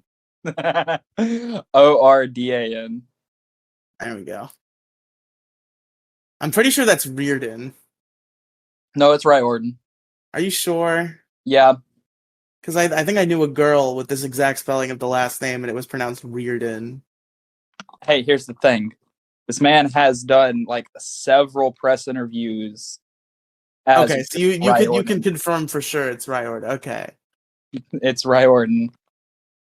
All right, Mo. I would like to. I'm getting about to the end of my battery, so I would like to once again offer you the final time. This is your last chance to take a shit and not leave Crow alone. No, that's fine. That's fine. It's- I'm going on about it's almost going to be 3 hours. Honestly, I think in about 20 minutes, I'll probably call it a stream and a night. Okay, Yeah, hold on, let me- I'll stick around then. I can make it 20 minutes. Let me see how long the recording's been going because almost 3 hours. yeah, 2 hours and 40 minutes. yeah. So in about 20 minutes, we'll be perfectly at 3 hours. I mean, usually I consider it like a successful podcast or stream when I fulfill all my obligations that I put in the title of the stream. So yeah. What's in the We've title? talked about everything on the title of the stream. I think What's in the title? the title, the Mo Show, talking about my adventures with Superman with Crow royalty, more Microsoft wins, and more. Okay, so they're just those two things. Got it. Oh yeah, well we did and more. I didn't really specify and more, but we got it. Oh no, you! I saw the and more on my side of things, so I was like, yeah, we got it. Oh yeah. So, pump the dump, don't be a chump, holding dooks while you give your guts the spooks. don't be scared and don't be kooky. Just sit on the toilet and take that dookie. Hey, ba-da-ba, ba-da, ba-da-ba, ba-da-ba. I don't know why I don't know why I went into "Friend Like Me" instead of the Price Is Right theme song like I usually would. I like the second letter in Rick. O like the letter O, R like Rick, and D like the letter D, N like the letter N, A like the letter A, wicka do What? I'm reading Paul. It says wicka duke do da dookie. Yes. Good job, Paul. Good job, Paul. Okay, so well, since we haven't covered much of any of the weeb shit that I normally cover, anybody want to talk about weeb shit? I don't have really anything to say about weeb shit right now. I haven't really well, besides Chainsaw Man, but that's going to be like another 2 hour fucking podcast. You start get me talking about Chainsaw Man because I've only seen I'm the first episode. I've only seen the Chainsaw one. I love the shit out of the first season of Chainsaw Man, and that got me into binging and reading the fucking manga, which I think might be my new favorite manga. Besides it knocked over Parasite as my favorite one, and so now I'm super into that. But like the Chainsaw Man manga is really good. Bro, can we review Sword Art Online on your show? Yes. I'm bro. so bored. I'm so bored when I like watch a Sword Art online. Like, I hate to say it, but like, when does it fucking get good and really interesting? Because like, Season 1. I'm just From so the very bored. beginning. No, like I've watched almost all of season 1, but I'm just so fucking bored. Like, I'm just wondering like when it gets good because everyone like I haven't even watched JoJo's Bizarre Adventure yet, and like I have so many friends that are like so into JoJo's. Okay, real It quick. obviously hit you the wrong way, Mo Diggity, because you asked the question when it gets good. I'm pretty sure the most common answer to that people will tell you is it starts good and then gets bad. Yeah. But real quick, I have to read this from Paul because this is just so much fucking dumbassery. I love it. Get your kicks, but don't take too long. Don't push too hard, even if you're strong. Because if you think you've ever been really annoyed, just imagine how you'll feel with hemorrhoids. Oof. Hemorrhoids is no es bueno. I wish I knew the name of hemorrhoid cream so I could do like a Moside Gaming promo code ad for it. Oh, but Preparation H. Preparation H. This stream brought to you by Preparation H. You go to preparationh.com/Moside Gaming for Oh, dude! Honestly, because I've had to use Prep H before once upon a time. I would hawk the shit out of it. That stuff really does work, man. It fucking because, dude. All right, have you ever had a bad sore tooth before? You ever had a toothache before? Once or twice. All right, now imagine that, but in your ass. Uh-oh. I don't want that. That fucking sucks because sitting down normally for the duration of the roid is a fucking no-go. Sleeping, if you're lucky, if it's not pulsing and fucking throbbing in pain, you may be blessed by the sleep gods. You know, with that, but just Jesus, man, I wouldn't wish hemorrhoids on anyone, dude. They fucking suck out loud. Fuck, I was gonna try and do another Moside Gaming ad. Then I fucking blanked out. Well, of course, there's the classic, longtime sponsor of the show, Biktarvi. Please use promo code MoDiggity on your Biktarvi order. Only you can prevent AIDS. Breaking news: Moside Gaming knows how it feels to have a throbbing asshole. Well, that's one way of putting it. A very common Hey, guys. issue for MoDiggity. Hey guys, use promo code MoDiggity when ordering your Proctazone. What does Proctazone do? It's another hemorrhoid cream. Oh, okay. Prep up, step up with the promo code MoDiggity. This is strictly a Preparation H sponsored stream. We would never. Oh, we would never say the okay. name My of bad. We don't want to. We don't want to cross promo stuff. Hemorrhoid medication. Oh no, that last one, prep. That's not a hemorrhoid medication. Wait, then what is it? Oh, it's for the HIV. Well, yeah, Biktarvi is. Crow just No, said another fucking hemorrhoid. I just said another hemorrhoid cream, Mo. I gave another promo code. I thought you said Preparation H was for hemorrhoids. No, I said. I'm not talking to you anymore. You didn't say anything about Preparation H. Hey guys, Prep is to keep worms out of your butt guts. Ordering all of your hook and Shut loop up, Pro Royalty. No, wait. Hold on. I thought prep was for like an HIV or AIDS medication. I don't know, Mo, because I told you to name a fucking I'm also hemorrhoid cream, and you said kind of Prep talking H. to Paul. Yeah, Preparation H. Yeah, definitely. I'm talking to Paul also. Okay. The confusion is because Preparation H sounds like prep. Oh, okay. That makes sense. Okay, gotcha. Prep is pre-exposure prophylaxis. I don't even know what that is. I'm going to be honest. Wouldn't that be perf? It's meant to prevent the infection with HIV. Oh, okay. So before you have gay butt sex, use Prep. Cowboy butt sex. Dude, I've had cowboys, ram. No, I've had that fucking Family Guy joke just constantly in my head. It was like, and it's butt sex, cowboy butt sex. Sodomy. I've had that fucking I've song never heard stuck that. in my That's head pretty all week. funny. Oh yeah, it's a fucking Family Guy joke. I haven't watched Family You Guy have to not in a only long wash the time. booty, but you gotta lube it up with 2 O's. Gotta lube that booty. Hey Gotta guys, use get promo that codes booty at the lube. Riley Cord when buying books from Thrifty Books.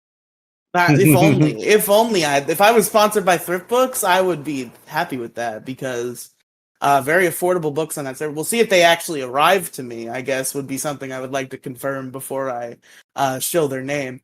But according to the tracking information, they're coming like Monday, so they should be here pretty quick. Yeah, so use code Riley Cord when ordering books. I also You'll got get Sonic faster. Frontiers for free today, which is good. I don't have it yet. I have to wait for it to ship. It's going to be like a couple weeks. But apparently my work has like a partnership with some like system where you can get like points for like tenure. And I got points for because my 3-year anniversary at work is tomorrow. Like 3 years ago, tomorrow is when I started my job. And I got like a certificate, and I got these like rewards points that you can redeem, and you could redeem them for video games. So now, in the because I want Sonic Frontiers obviously because I'm a Sonic fan and I want to play that game, but I just haven't been able to justify the $60 purchase, so I haven't gotten it yet. And I saw it on that list of things I could redeem. So I guess in 2 weeks I will have a copy of Sonic Frontiers for free because I worked at my shitty call center job for 3 years. Wait, you work at call center? What do you sell? I'm not going to go into what I sell pro royalty, but I do work at a call center. I'm mostly the IT guy now. I do a little bit of calling, but I'm mostly the IT guy. Okay, so you get to sit in a chair more? Well, I sit in a chair when I fucking take calls.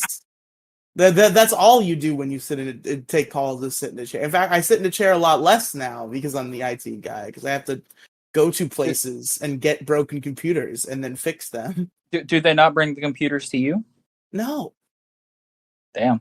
sometimes they do. Once, oh my god, I got so I didn't bring it up because I'm a little fucking meek pussy. And I'm not gonna like bring up problems with my coworkers because I just don't do that because I don't have the balls. But my best friend is a supervisor there, and on the floor in which he supervises, there was a broken computer. And during this week, I was extremely busy, so I was like, I keep forgetting to come down there. But if you bring it to me, I will probably fix it. Because it's just like, I'm so busy that I don't think to come down there and get it, and then it doesn't get done. But if you bring it to me, I'll probably fix it. And he said he would bring it to me, and then he didn't. And I did come to get it myself. But I talked to him about it later when we were like out to dinner. And he was like, yeah, I was going to bring it to you. But then this other supervisor who he works under said not to waste his time doing that because that was my job. And that infuriated me. Like, yes, that is my job. You know what else is my job? 700 other things this week. Like, is it really that big of a deal that my friend takes fucking 5 minutes out of his shift to bring me a fucking broken computer? We really have to be like, no, that's my job? Okay, cool, great. And that was Riley Hates His Job Corner. I don't hate my job, but like I do. I feel like there's literally not a human being who doesn't hate their job to some extent. Like I appreciate that I have my job. The people I work with are, for the most People. part, They're people. for the most part they're great. Like I really appreciate my coworker. Like I think I got very lucky with like the staff and the people who work here.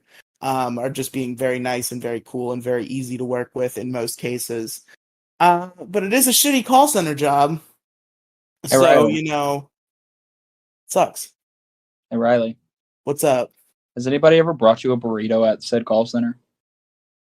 What? Has anybody ever brought you a burrito while you were working? Why? What is this question? Just asking a question because I'm curious. I don't think so, but why is this coming up? Because I'm curious. Why?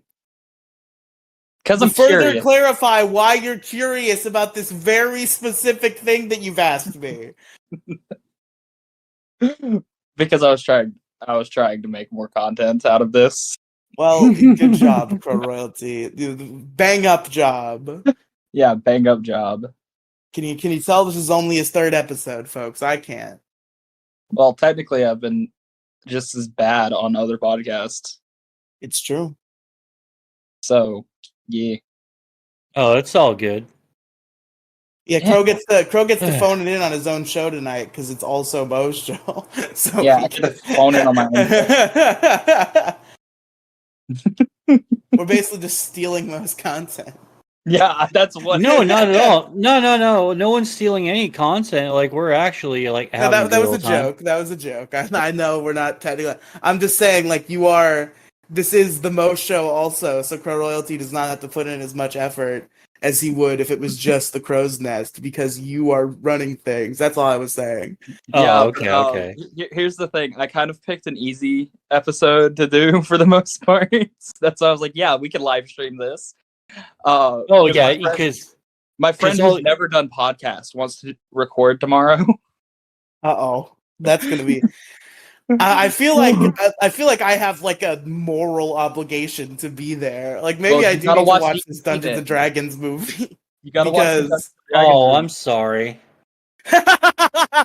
Hey, dude, I'm really excited to have my friend on because this is one of my IRL like best friends. Oh no, not your friend. The Dungeons and Dragons movie though. No, I feel Dragons movie is really good though. Oh, I don't know, man. Like I got burned once by D&D in the theaters and fucking never again. Which D&D movie? If you're judging it literally based on another movie made by completely different people, I'm sorry. No, I'm sorry, but I am because like you burned me once real bad with like one of the worst movies I think I've ever seen in my life. Yeah, I'm gonna go ahead and have like some problems. It's kind of like I was telling Crow earlier. I don't think that I'm going to see the new Fantastic Four movie that's going to come out in like a year or two, because like it's been several attempts by Hollywood to make a good Fantastic Four movie, and they have dropped the ball every single time. We've had this discussion before. This is a completely, I was almost said the bad word, a completely stupid notion that... hey, Riley, I don't blur out slurs. I haven't had a reason to yet. Say it. Well, I'm not going to say... I'm not going to go back and say it now. But it's just a really stupid notion that you put Hollywood in general under this huge blanket when there's so much diverse talent and different people who work in Hollywood. Hey, and the same staff, the people who are making this Fantastic Four movie, not a one of them, but I don't actually know that for sure, but I'm pretty sure not a one of them were involved in either of the previous attempts. So it's completely unfair to be like, oh yeah, the Hollywood can't make a good Fantastic Four movie. Well, because these they people haven't tried yet. Hey, Riley, goddamn you! Let me say something. Okay, you wanna know what's funny? What? This Fantastic Four movie is probably not even going to be made in Hollywood. It's going to be probably made in Georgia. Shut the fuck up. That's where most of the Marvel movies so far, like recently. You know what I mean? Like produced it. You know what we mean. It's a Hollywood film. Sticking to my statement, it's going to be made in Georgia. Hollywood films don't all film in Hollywood. But anyway, Mo, please continue what you were saying. Okay, I'm just saying, you can say what you just said, that there wasn't anyone involved in the previous iterations of the Fantastic Four movies in every single one, and I can believe that. So over and over and over, I've been burnt on the Fantastic Four, and I think you just mean over and over, 2 overs, because I'm pretty sure there's only 2 Fantastic Four movies. No, there's 4. Is there? Yeah, there's one from the 70s, 2 that are connected, and then there's the remake. Oh, okay. I did not know that there was a sequel to that one, or that there was one in the 70s. Rise of the Silver Surfer, not Rise of the Silver Surfer. Okay. I vaguely recall. Okay, yeah, there is 4. I'm sorry, but yeah, I don't know. It just seems like if it's a different staff, then you can't judge it based on previous iterations. My thing is, until they're gonna put Reed Richards beating his wife in, I'm not gonna watch it. It's a very important aspect of Reed Richards. Wait, did Reed Richards beat his wife? Yeah, in the 80s. Oh, I thought that was Guy Gardner. I know that he smacked his wife. Oh shit! Oh, okay, yeah. Because So did Guy Hank Gardner, So did Hank Pym. huh? This was very common in superheroes at the time. Hank Pym Oh, did yeah. it. Reed Richards did it. Yeah. Guy Gardner did it. Batman did it to Selena Kyle a couple of times. Well, Well, yeah, like, that's a are you different talking about? case. That's Well, wait, are they That was the fighting like joke. over a jewel? That was Because the there's. joke. Oh, okay. I think you're allowed to beat your wife if your wife is a supervillain. Okay, no, Exactly. disavow. Wait, you Even don't think that's it- true? no, I don't. If I don't if think. you had a I don't think wife that. and I your don't think wife, joking about wife beating in any context should be, Mo, a if you thing. had a wife and your wife God. was Catwoman and she was stealing the crown jewels or whatever the fuck, and you were Batman, would it not be acceptable at that point to beat your wife? No, just I- whip her. She might be into that though. She's like That's the wearing point. leather and has. That was you're the right. And I'm going to be honest. I would be kind of into that too if Catwoman was my chick. So Hey! Would you be into Felicia Hardy clawing at your back? Yes. Oh my god. Felicia, who? That's who's Black that? Cat from That's Spider-Man. Black Cat. Oh, yeah. She's super hot. Mo's like, it's okay for them to beat us as long as they're super hot. Well, like I'm not okay. Like to be honest though, and maybe this sounds a little sexist or maybe even Being beaten misogynistic. by your wife is a whole But- different issue. Yeah, Like- it's a whole different issue. I don't think I'm going to feel the same sort of level of pain like from a chick hitting me that I would a dude. What if they're That's completely sexist. I mean, awful maybe to if say. this were like a bodybuilder bitch and she tries to fucking pile drive me like into the fucking ground. Now, I'm sort of like I have a problem.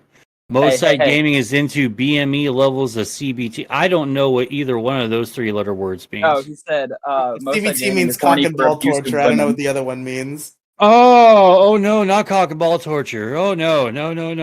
That's Mo too. sounded so that's- sarcastic when you say That's that. 3 kinky 5 me. No. Hey, Mo, Hey, what? are you horny for abusive women? No, not really. Yes. Felicia Hardy.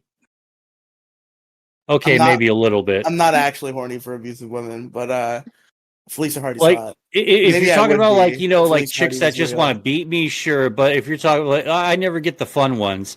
I always get the emotionally abusive ones. Oh, Those are like same. most of my exes. So Physical abuse would be fine, but emotional abuse. yeah, is because I can lame. fucking handle physical pain all the time. It's that emotional shit. It's like Hey, Mo, I always fucking get those. Hey, Crow. want to hear something kind of funny on the topic of emotional abuse? No. Sure. All of my exes have done Live in Texas? something. Hey. I've done- ba-ba. All of my exes have done something to emotionally abuse me in one way or another. One of them accused me of cheating when I was like still getting into dating. Another one decided to cheat on me. Getting I gave into her a second dating. shot. One of them cheated on me, gave her a second chance, and then proceeded to stab me in the back after the fact. Yeah, that's about expected. You don't give those Yeah. people second chances. Oh, really. and then- Unfortunately, here's at the your funny one. Here's the unfortunately, funny unfortunately at your age, you've got to learn that lesson at least once. Unfortunately, Oh, I know. But I probably here's- would though. here's the funny I'm too one. much of a desperate simp to break up with a girl because she cheated on me. I can say I would do it all I want, but when I put my brain in that position, I'm like, yeah, I probably wouldn't break up with her. I'd probably Here's be the like funny a little one. bitch about it. Okay, a girl who I have never had any sexual relations with whatsoever accused me of rape. oh, that's fucked. That is fucked. That happened recently. Oh, Like well, I yeah, couldn't do a because podcast one week because I went to go hang out with this friend of mine, and then come to find out 2 days later, her boyfriend texts me up and is like, "What the fuck, man?" And I'm like, "What the fuck did I do?" And he's like, "Yada yada yada yada yada," bitching at me about something I don't know what the fuck he's bitching about, and then proceeds to be like, "You know what you did? You Yeah, raped something rape. yeah, and I'm like, no, the fuck, I didn't." yeah, That did not happen. unfortunately, that accusation is socially acceptable to bandy around, even though everyone kind of acts like it's not, and they speak out against it a lot. Like, but really though, everyone's like, oh well, it fucking sucks. Unfortunately, that's something that your generations are going to have to deal with. Oh, do you want to know what's even funnier? What? My response to him was, "Okay, if I did it, then make her get a rape kit." To which he shut up. Oof. He shut up. He knew his thing was bullshit. Yeah, like Dating's fucking scary these days, man. It is like the worst back in when I was just dating. Like the worst that you can just, the worst that'll happen to you is that your chick will leave with another dude, or like you'll just get like fucking used for a free dinner and an evening of free drinks, and that's Okay, like the hey. worst. And that sucks. That hurts your feelings, but like It's not as bad as getting accused of rape. Oh yeah, well obviously Yeah, close, but not quite. Yeah, close, but not quite. And what got even funnier about that situation entirely was she had somehow gotten her sister on board with it. Oh and god. To which I provided 3 different witnesses to prove that I did not fucking do that shit. Fucking Better Call Saul over here. Fucking. So I'm like, you want to take your case. 1 against my 3 who can also prove my fucking character? Bullshit. She stole $5 of quarters out of the dresser and ate the last can of Dinty Moore beef stew, brought to you by Hormel. Exactly. Go to hormel.com/Mosaic Gaming for 15% off your beef stew. Hey, I'm going to be honest. I'm getting a little bit tired here. I think I'm going to go ahead and end it midnight, and I still haven't eaten, so we should probably stop here. All right, man. I thought we were gonna do the bonus hour for the Crow's Nest, the exclusive content. You really want to do that, Riley? I mean, I could do an hour was exaggerating, but we could do a little bit if you want. I need Mo plugging things first, but yeah, go ahead, Mo. Tell us where they can find you online.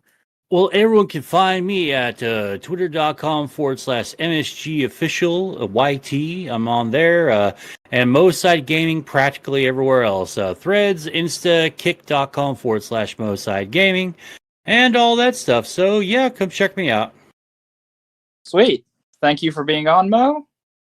Yeah, definitely tons of fun. Hit me up anytime. We'll do this again.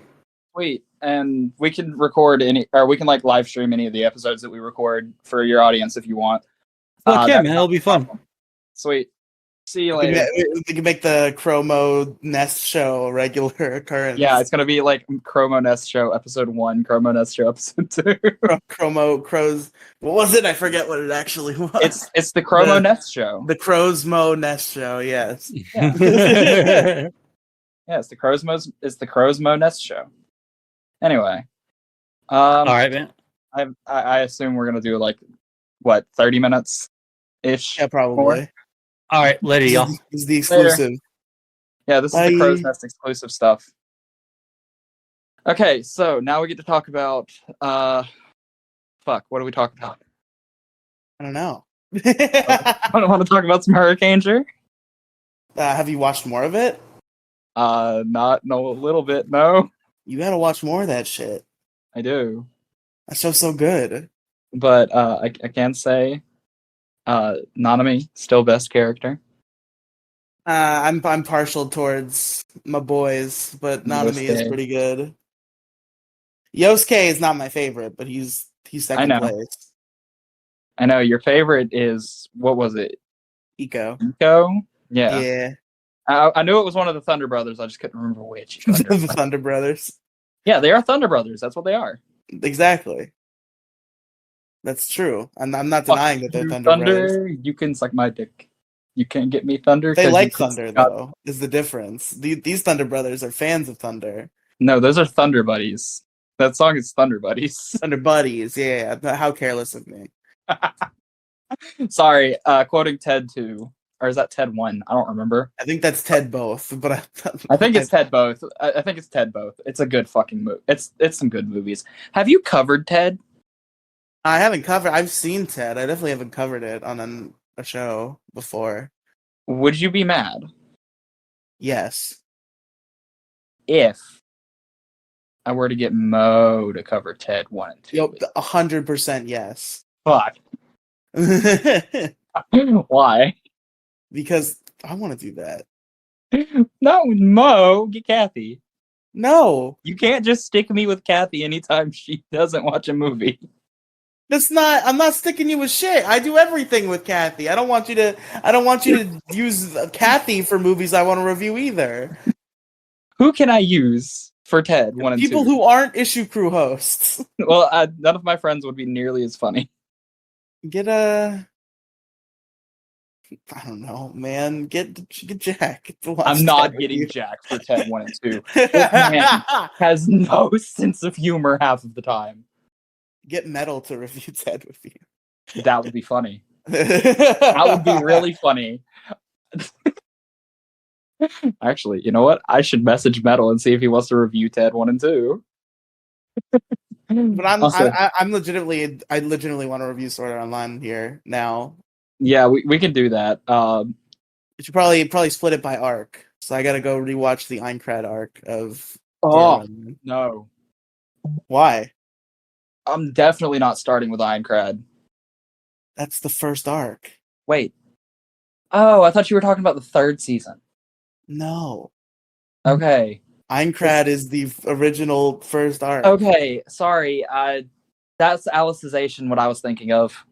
Alicization is very good, but we gotta go in order. No. So you don't like Okay. Alicization? I'm not a fan. I think it was a fucking amazing. I haven't seen season 2 yet, but season 1 of Alicization was amazing. I have was seen- shocked at how good it was. I think I might have watched season 2 by accident and just didn't understand what the fuck was happening. Who are these people? Who's this Alice bitch? Why doesn't she remember who she is? Why is Kirito sleeping? Yeah, kind of. Yeah, that's kind of what it was. So I might have watched the second one and just not understood what the fuck was going on. So yeah, I you had to watch the first season of Alicization. That shit actually slapped. Like I was thoroughly impressed. It's probably the best arc outside of maybe Aincrad. But that's Okay, hold on. My phone's getting quiet again. Uh-oh. Okay, I can hear you now. But yeah, that's Sword Art Online is a show that I have Mixed opinions on. I actually don't have mixed opinions on it. That's my thing is I know all the reasons people don't like it, and I understand those reasons, and I do not refute those reasons at all. However, I still adore it. It's just great. The whole way through too. I don't even dislike those later arcs that people don't like. I don't like season 2. Now when you say season 2, people confuse me on this because people will use different terminology. When you say season 2, you are referring to the Alfheim arc of Sword Art Online 1, yes? Or are you referring to the Gun Gale arc of Sword Art Online 2? Both.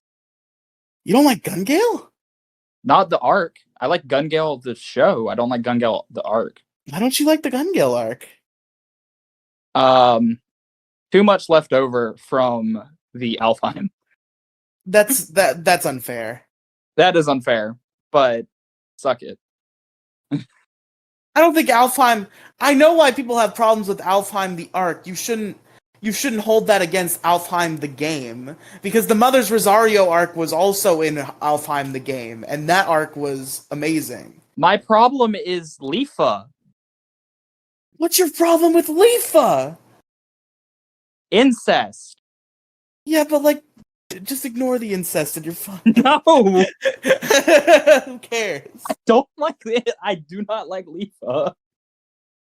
I like Lifa a lot. I do not. It might be biased because I'm extremely attracted to her. If you want to be attracted to someone, be attracted to Asuna. She was my waifu. She was actually the one I fought for in the famous Pagan Color board waifu war. Who, Lifa? Yes. Oh my god. Get better taste. Dude. She's hot, okay? Asuna. And I even talk about Lifa either. I'm talking about Suguha Kirigaya, you know what I'm saying? The underappreciated human form. Fuck you. Entirely. You seen the tits on that girl? Like, I don't know. Have you seen Asuna? I mean, Asuna's good. I'm not gonna deny that Asuna's attractive, but Suguha's got something. I don't know. Okay, real quick, you want to know something fucking amazing? What? Or not amazing. Something fucking conventional that I have heard people say. What? Okay, so you know how the common thing is everyone's favorite sword is like the Elucidator or Dark Repulsor, right? Those are Kirito's two swords, I would assume. Yeah, from the first season. Okay. Yeah, no, fuck those. I'm gonna take Asuna's rapier, despite it not actually being a rapier.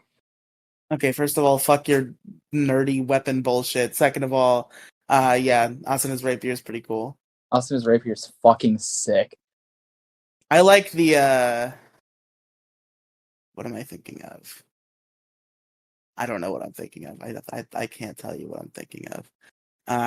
You know, you want to know what sword is overrated? I like the in Sword Art lightsaber. Online? I like the laser sword from No, Gale. no. It was really fun. I don't know if this is an English dub exclusive joke, but there definitely is like there's like they can't say lightsaber because that's a Star Wars thing, but they definitely like make you think it as like a joke. Cause like they go through a list of like 8 different things that people call it. It's like some people call it a beam sword, some people call it a light sword. There's something else they call it too, but I can't remember what that might be. Fucking lightsaber. Like, okay. I'm gonna say this real quick. I'm Yeah. not the biggest fan of lightsabers. Lightsabers are the only thing I like about Star Wars. Lightsabers are cool as shit. See, okay, you know how you watch you know how you watch Power Rangers for the characters? You watch Star Wars for the shitty ass, boring ass characters. I watch Star Wars specifically for Han Solo. Yeah, Han Solo is pretty cool. You're right. I'm also shitting on Star Wars just because it's funny. I don't have a problem with it. My big hot take is that I watched the original trilogy and it was fine. Like I wasn't like blown away by it. My main hot take is aside from Han Solo, I really don't give a fuck. Chewbacca's cool, but I don't give a fuck. Well, you don't gotta shit on like Luke and Leia. They're cool.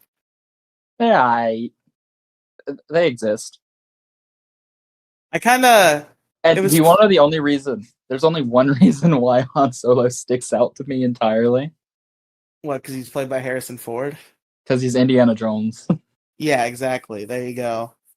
Which I is haven't seen any Indiana Jones movies, and I'm actually tempted to just like marathon all 5 of them because I did listen to Dick Masterson and Vito of Biggest Problem in the Universe did a movie review of the new Indiana Jones, which I listened to, and I'm kind of curious about the Indiana Jones franchise now. I might have a marathon in the near future. Okay, so a lot of people you're gonna get a lot of shit for some of them, but I really like them. I've heard that people don't like people like 1 and 3 and not 2 and 4 in the new one.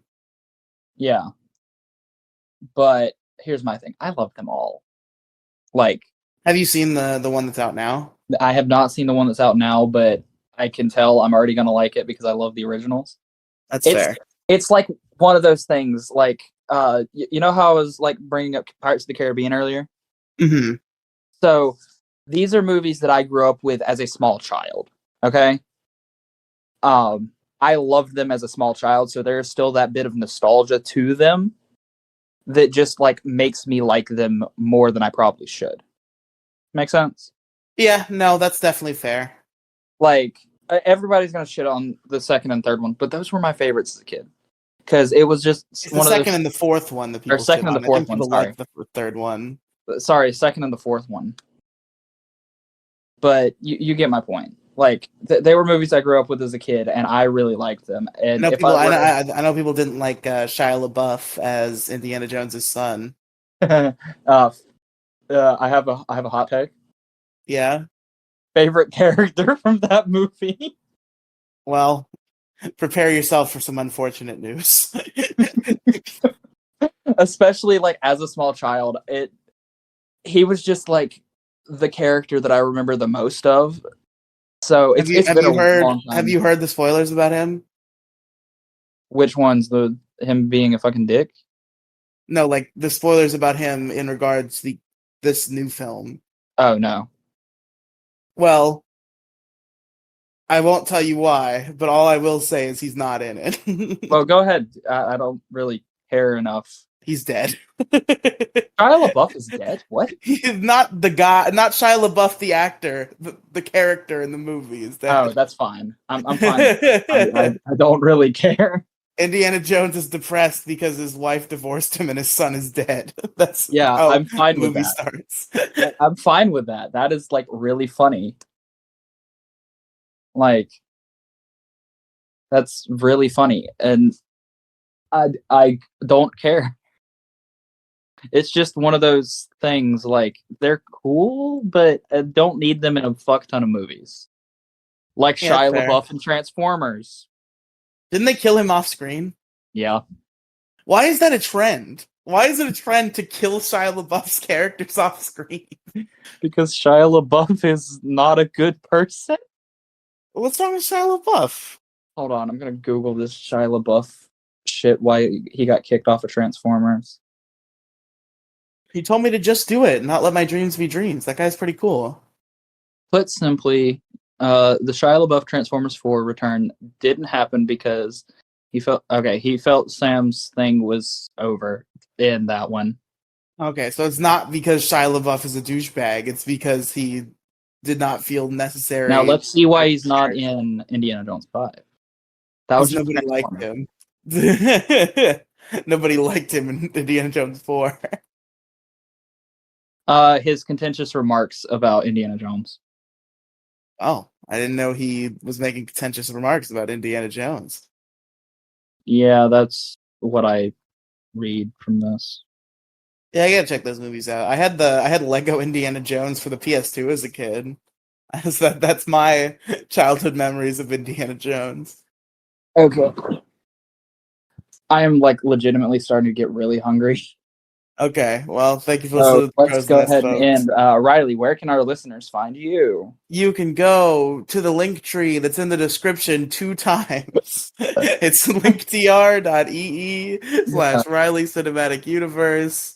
It's my link Oh wait, tree. I forgot to ask the questions. What questions? We technically did a review. Oh, So I gotta ask the questions, okay? well, this was kind of a variety show, so we didn't really do a I know. proper review. I know, but It's unfortunate to do the wrap-up questions and not have Mo Diggity I here know, for and I them. forgot about them. Okay. I mean, if you want to do them now, just for fun and clarity, we can. Yeah, So, I will ask Mo about them later and put his in the description when I write it. if you remember to do that. You also have yet to write me a description for the perspective episode. So, I wrote that and put it on the episode. oh, you put it on both platforms? Oh wait, shit! I meant to copy and paste that and put it on YouTube. Okay, we'll do that. Should be on YouTube. Well, I don't know if it's on you. I haven't checked. I was just saying you never sent it to me. I didn't realize you would put it in yourself. Yeah, because that's what I told you I was doing that. I thought. You're right. You actually, I think you did actually. I just kind of forgot and I never checked. But yeah, Hey, you made me Superman. just make sure it's on both. Oh, is that out now? Yeah, it is. It's past midnight. Yeah. Also, I didn't make that thumbnail. Oh, If it was up to me, I would have been Superman. Well, you should have made. Well, I should have been the Flash anyway. But, who made this? I'm not gonna go into it. Secrets. Oh no! Who made this? Because they used like the Jungle Fury one and not just the cutout. Oh yeah, they didn't have the cutout. They just took it right from the Craig recording. I could have fucking I didn't think about it. Okay, I didn't think about it. That's kind of annoying, but I'll let it slide. Live with it. I'll have to live with it because that's out there forever. It's out there forever now. Oh, unless I were to try and get you to delete that episode just to change the fucking. You can change thumbnails of videos without deleting them. You don't have to delete them to change the thumbnail. I didn't know that.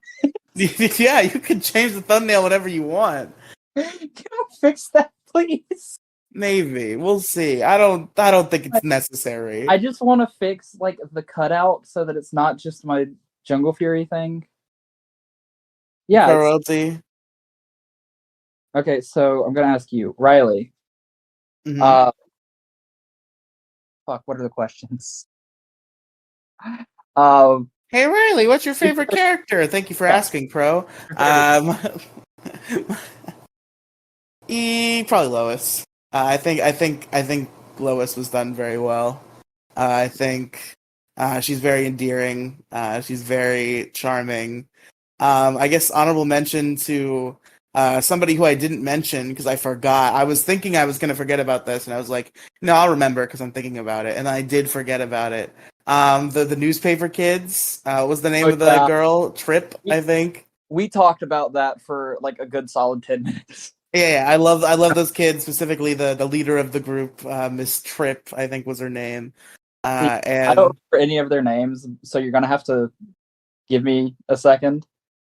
But so yeah, honorable mention to the news kids, but I think Lois Lane has this. I'm gonna be basic. Favorite character?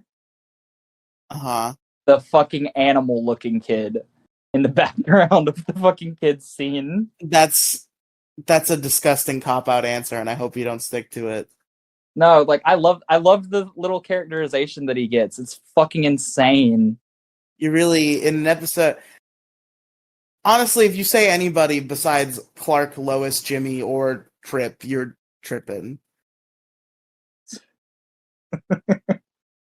Well, I mean, the villain's also really cool. Oh yeah, that's true. The villain is pretty sick.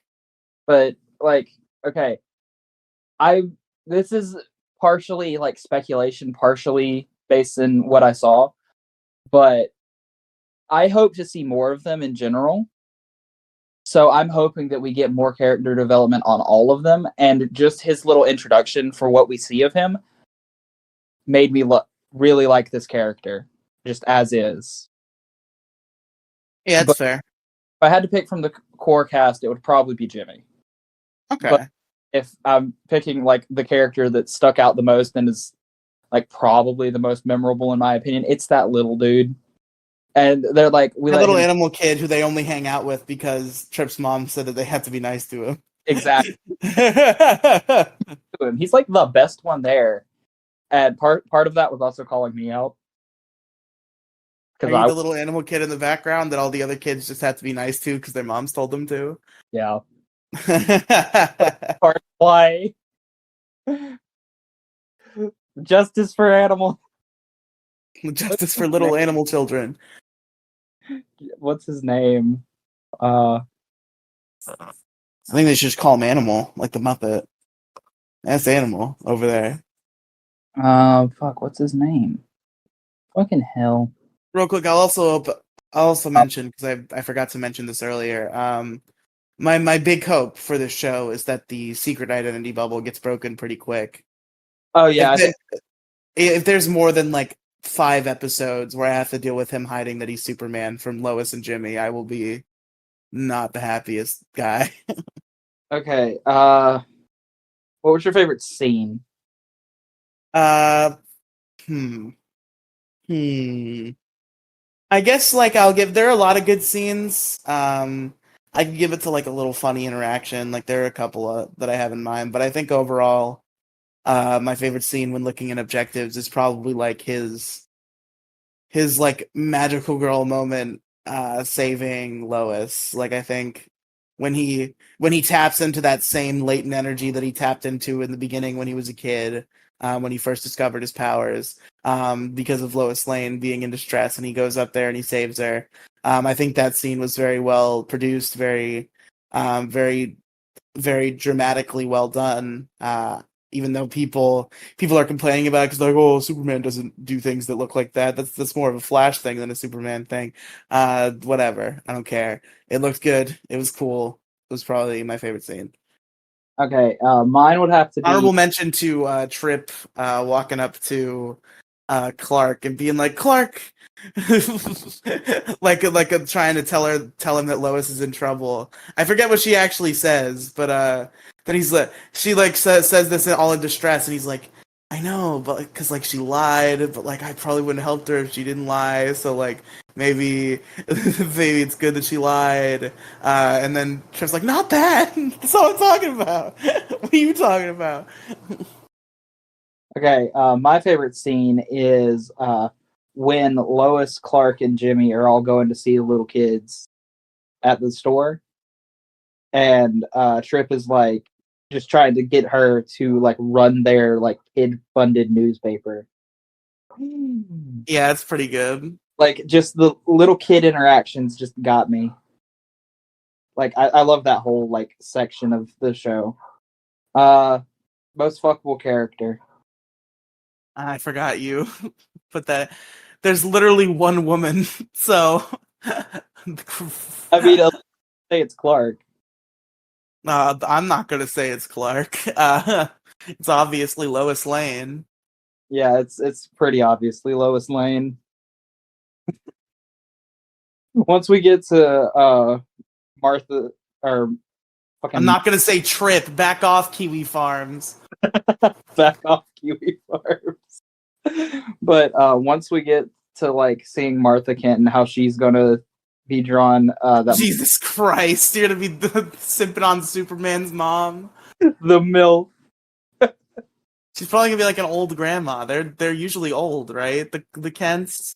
Sometimes, not always. That's true. You could also say that usually Aunt May is old, but then the Home trilogy also exists. So, Real quick, question: mm-hmm. Spider-Man: Homecoming, most fuckable character. Aunt May, without question. Like I'm sorry, Zendaya. Like you're pretty hot, but like you're not Marissa Tomei. Mention Robert Downey Jr. I mean, who among us wouldn't? You know. Exactly. That's the point.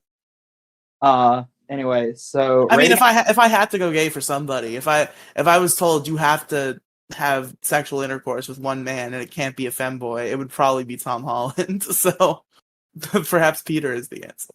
What? Yeah, you taking a Peter.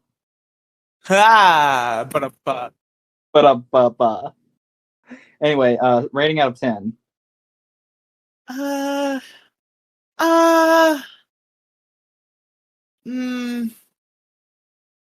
go ahead and give mine 8.5.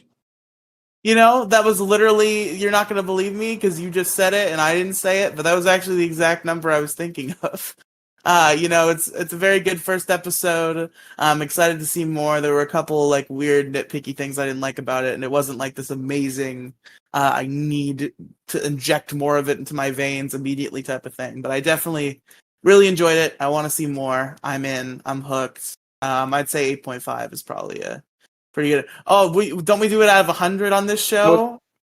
So for those who so 85 out of 100. Yeah, for those who've been watching all of the episodes, which I doubt anybody has, we go out of 100. So I just said 10 just to get what he would think right off the bat because it's easier at 10 at midnight. But that's 85 for both of us. Good show, not perfect. Excited to see more.